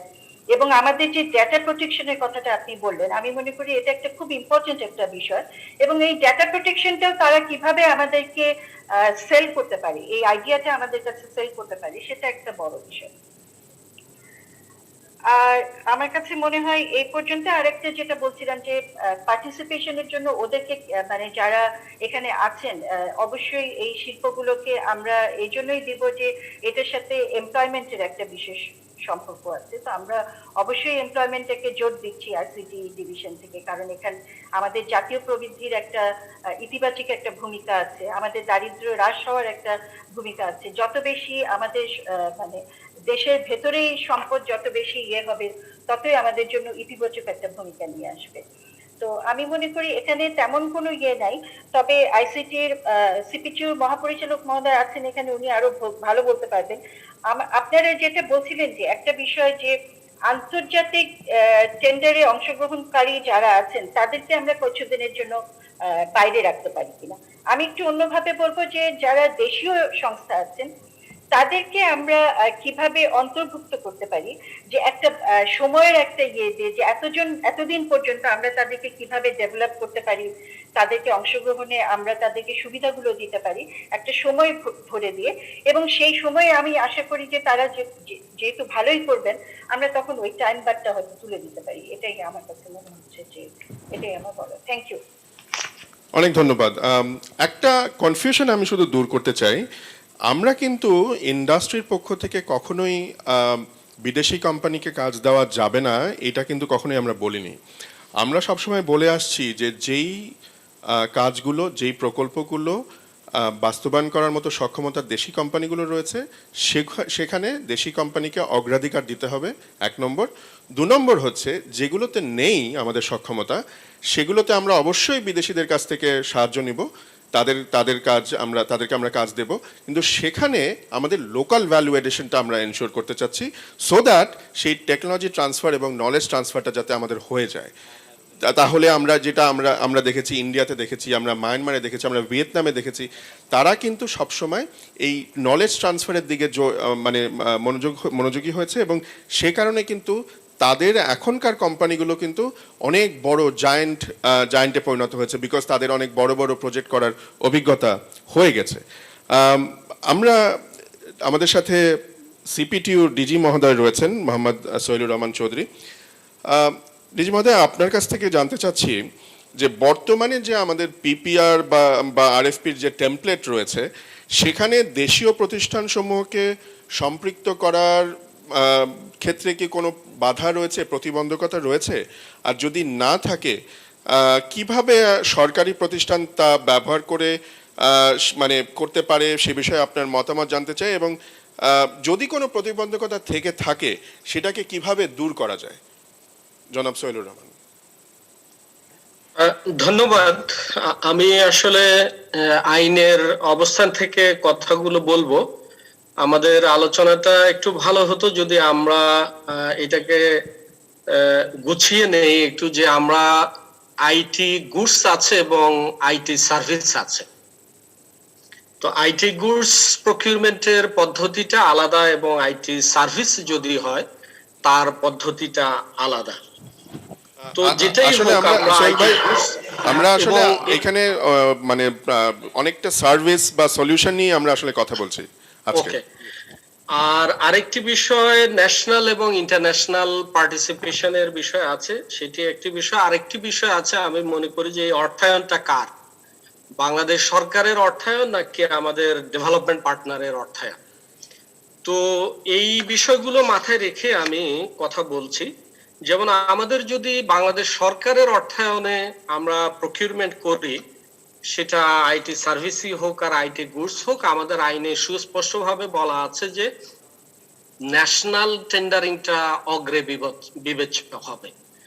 অর্থাৎ আমাদের টেন্ডারের টাইপ যখন আমরা নির্ধারণ করব তখন আমাদেরকে আগে দেখতে হবে যে আমাদের স্থানীয় বাজারের যদি সক্ষমতা থাকে তারা যদি ক্যাপেবল হয় এই সার্ভিস বা গুডস প্রদান করার জন্য, তাহলে আমরা ন্যাশনাল বিডিং এ যাব। আর ন্যাশনাল বিডিং হলে তো অবশ্যই আমাদের দেশীয় যারা আছেন প্রতিষ্ঠান তারা অংশগ্রহণ করবেন। দ্বিতীয় হচ্ছে যৌথ উদ্যোগের কথা বলা হয়েছে। আসলে আমাদের আইনেও যৌথ উদ্যোগের বিষয়টি রাখা হয়েছে, কারণ ইন্টারন্যাশনাল টেন্ডারও যদি হয় সেখানে যৌথ উদ্যোগ করা যাবে। ইভেন ন্যাশনাল টেন্ডারেও কিন্তু আপনারা 2-3টা প্রতিষ্ঠান মিলে যৌথ উদ্যোগে অংশগ্রহণ করতে পারেন, কারণ আইটির বিভিন্ন এরিয়াতে এক্সপার্টিস দরকার হয়। সুতরাং এই এক্সপার্টিস গুলো সম্মিলন করার জন্য হয়তো কোনো প্রতিষ্ঠানের হার্ডওয়্যার এক্সপার্টিস আছে, কারো হয়তো সফটওয়্যার এক্সপার্টিস আছে, কারো নেটওয়ার্কিং এর আছে, এগুলো সমন্বয় করে যৌথ উদ্যোগে অংশগ্রহণ করা যেতে পারে এবং এটা আমাদের আইনের মধ্যে বিধান আছে। আরেকটি আমাদের বৈষম্যহীনতার কথা বলা হয়েছে। আসলে এটি ঠিক যে আমাদের আইনে সুস্পষ্টভাবে বলা আছে যে জাতীয়তা বা বর্ণ এগুলোর ভিত্তিতে কোনোভাবেই কোনো টেন্ডারারকে বৈষম্যমূলক আচরণ করা যাবে না। তো আমি মনে করি যে ন্যাশনাল টেন্ডারিং এর ক্ষেত্রে আমাদের আইনের যে প্রভিশন গুলো আছে এগুলো যথেষ্ট আছে মোটামুটি। এখন এগুলো প্রয়োগের ক্ষেত্রে হয়তো আমরা আরেকটু চিন্তা ভাবনা করে কিভাবে আমরা আমাদের টেন্ডারারদেরকে প্রকিউরমেন্টের অবজেক্টিভ গুলো ডেফিনেটলি আমাদের মাথায় রাখতে হবে, কারণ প্রকিউরমেন্ট করার মূল অবজেক্টিভ আমাদের যে economy, efficiency, transparency, accountability, risk, এগুলো মাথায় রেখে আমরা কিভাবে আপনার দেশীয় প্রতিষ্ঠানগুলোকে সুবিধা দিতে পারি, এইটা হয়তো একটা বিবেচ্য বিষয় হতে পারে আমাদের।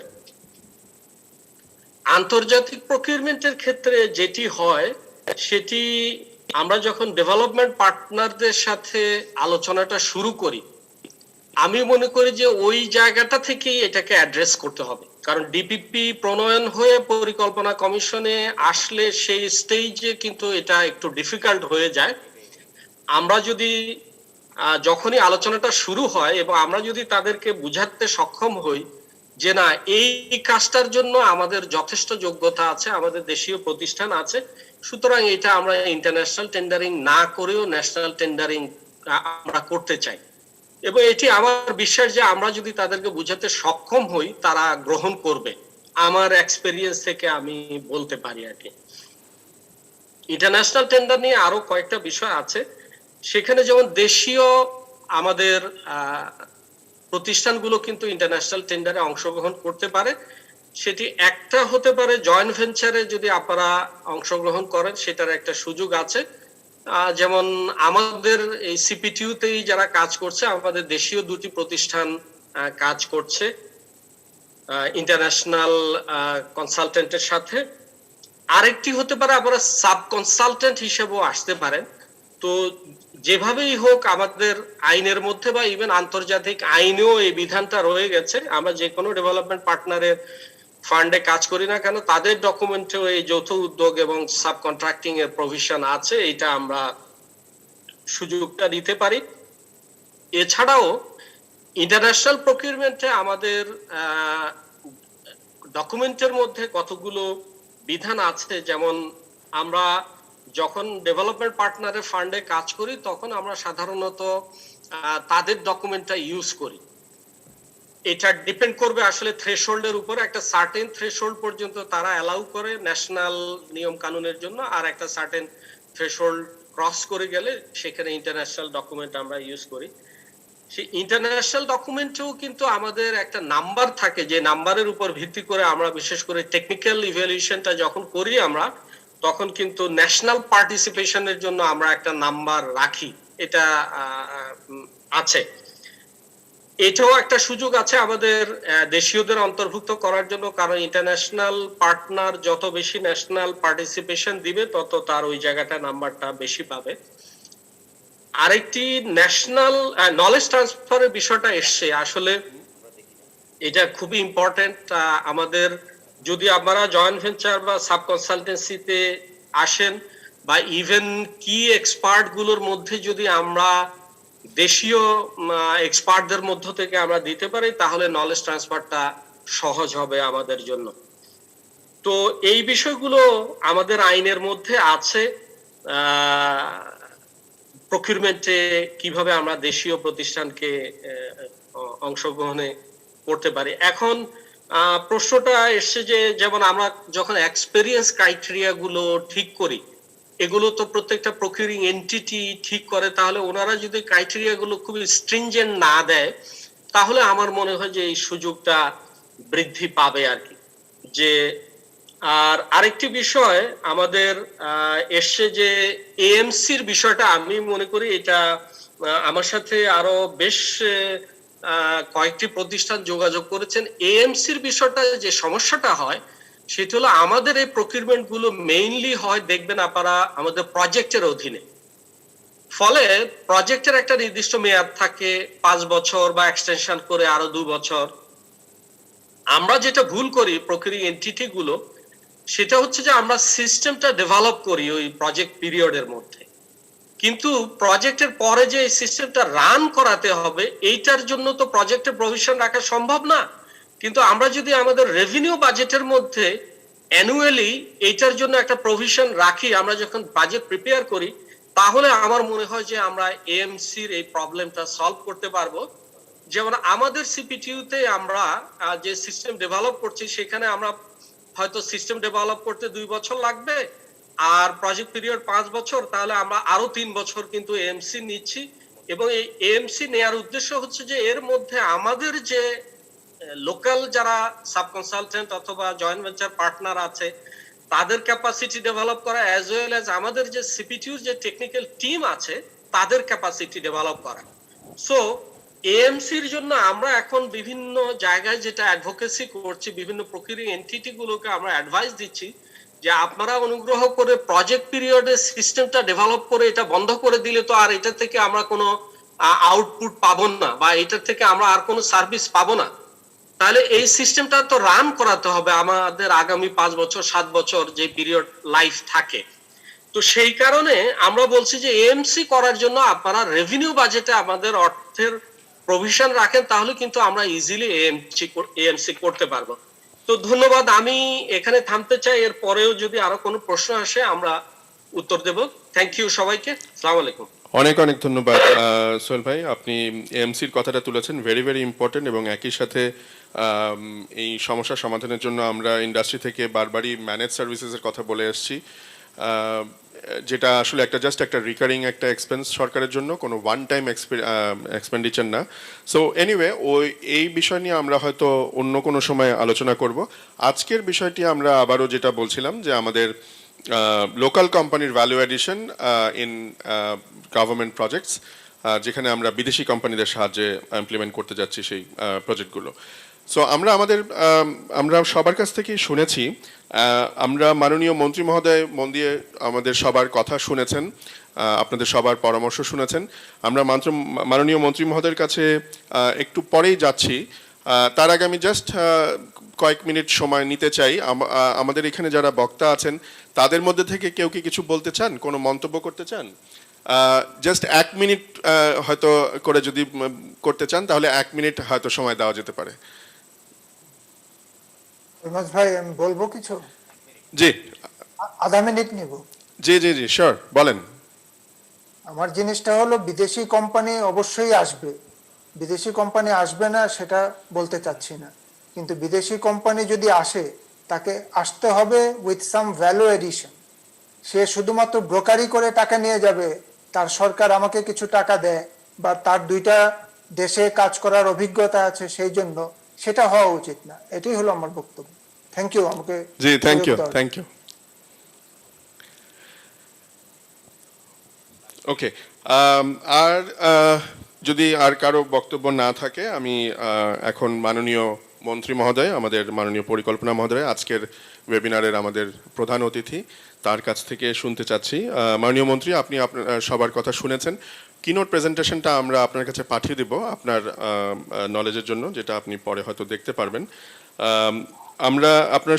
আপনি শুনলেন যে আমরা ইন্ডাস্ট্রি থেকে যেটা বলতে চাচ্ছি যে আমরা আপনাদের সরকারের কাছ থেকে একটা পৃষ্ঠপোষকতা চাই, আমরা একটা ব্যাকিং চাই, যেটা একটু আগে তরিত ভাইও বললেন যে একটা কিক স্টার্ট দরকার।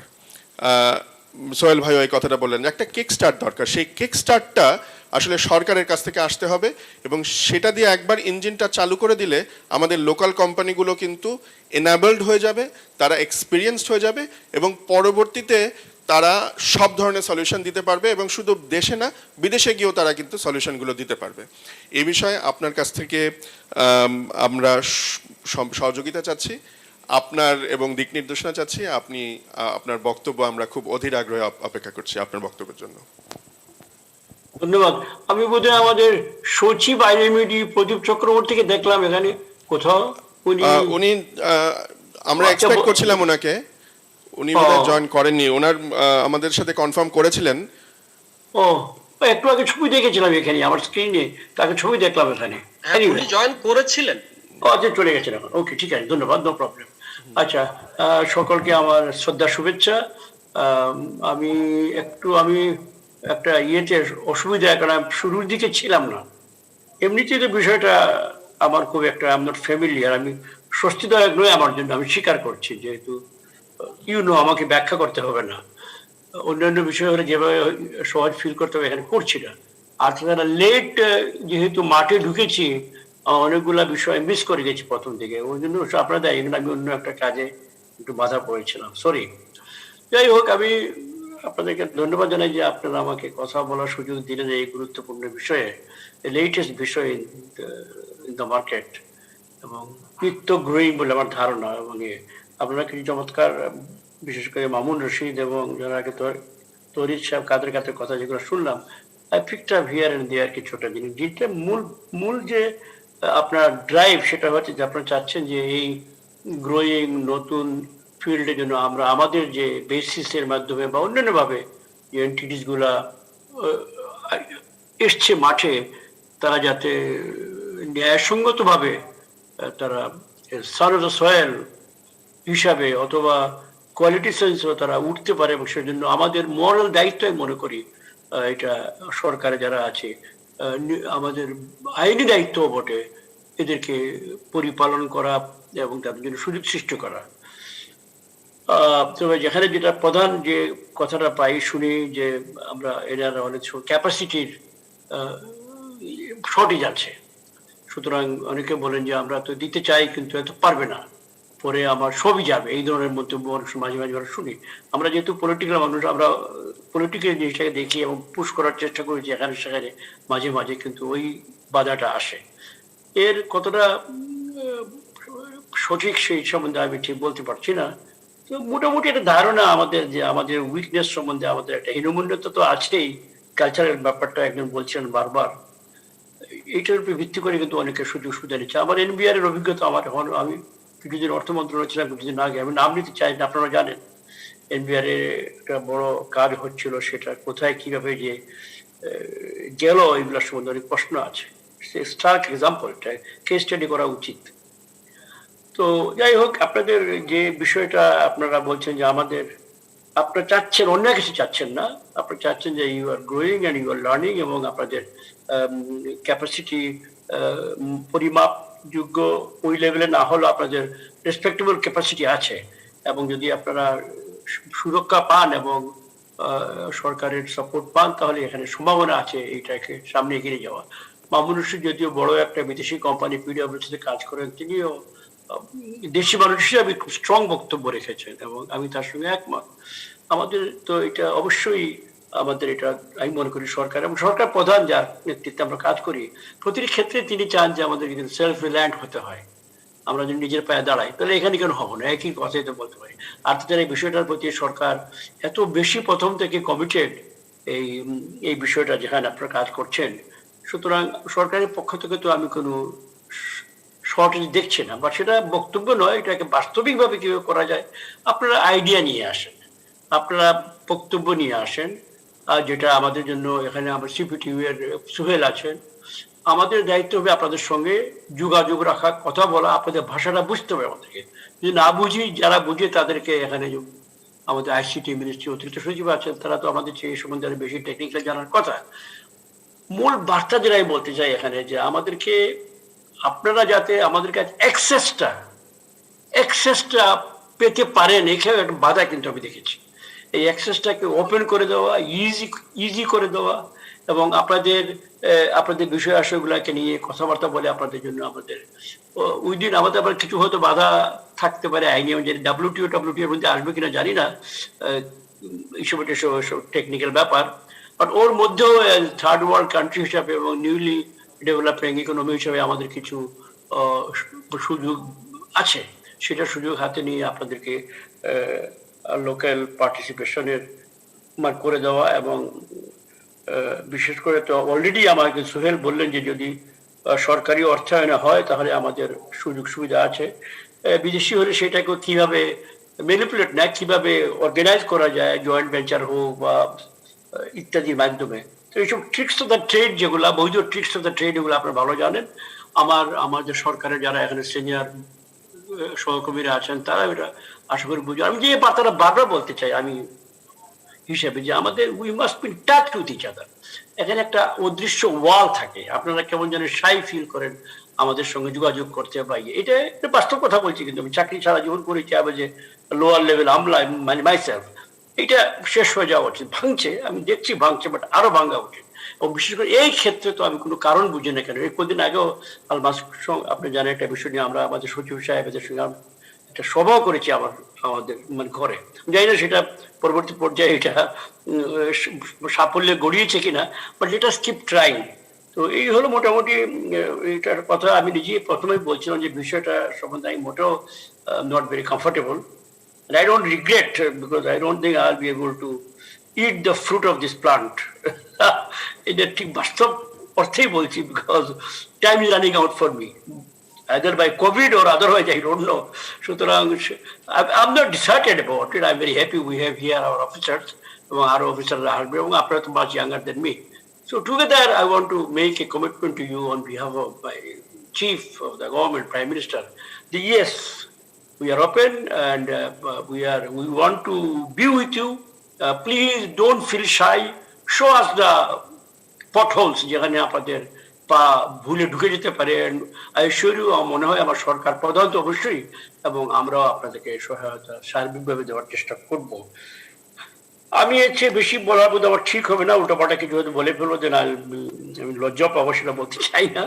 I want to assure you that we are your friends, we want to go to you, and it's a better alternative কি হতে পারে আমার কোনো আমাদের সামনে কোনো বিকল্প হইতে নেই আপনারা ছাড়া, এবং এই ক্ষেত্রে অন্য যারা আছেন। সুতরাং please rest assured that we are with you. Thank you সুযোগ দেওয়ার জন্য। জয় বাংলা। মাননীয় মন্ত্রী, আপনাকে অসংখ্য ধন্যবাদ এবং কৃতজ্ঞতা যে আপনি কমিটমেন্ট যেটা দিয়েছেন আমাদের পাশে থাকার জন্য। অবশ্যই গভর্নমেন্ট ফান্ডে যে প্রজেক্টগুলো হচ্ছে বা হবে, সেখানে তো আমাদের বাংলাদেশি নাগরিক হিসাবে একটা দাবি বলতে পারেন, যে আমাদের দাবি যে এখানে এই কাজগুলো আমরা করব যেখানে আমরা সক্ষম। কিন্তু একই সাথে যেই বিষয়টা নিয়ে আমরা আপনার সাথেও আলোচনা করেছি, ইআরডির সচিব মহোদয়ের সাথে আলোচনা করেছি, ওনার আজকে থাকার কথা ছিল, আসতে পারেননি আরেকটি প্রোগ্রামের কারণে, যে যখন আমরা বিদেশিদের সাথে চুক্তি করব, বিদেশি দাতা সংস্থার সাথে যখন চুক্তি করব, সেই চুক্তিতে কিভাবে এটা এনশিওর করা যায় বা নেগোশিয়েট করে কিভাবে এটা এনশিওর করা যায় যে ইমপ্লিমেন্টেশনে বিদেশি কোম্পানি আসতে পারে, কিন্তু সেখানে একটা মিনিমাম ভ্যালু অ্যাডিশন থাকতেই হবে। আমরা প্রপোজ করেছি minimum 60% value addition, local value addition. এই ধরনের একটা যদি আমরা দাতা সংস্থার সাথে যে চুক্তিগুলো করা হয় সেখানে আগে থেকেই আমরা যদি সেই চুক্তির মধ্যে এটা লিখে রাখতে পারি, তাহলে হয়তো এই ধরনের সমস্যা হয়তো হবে না, যেটা বিদেশি ফান্ডেও করা হচ্ছে। সো আমরা আজকে অনেক বিজ্ঞজনের কথা শুনেছি, মতামত শুনেছি। মাননীয় মন্ত্রী মহোদয় আমাদেরকে আবারও আশা দিয়েছেন। আপনাদের সবাইকে অনেক অনেক ধন্যবাদ।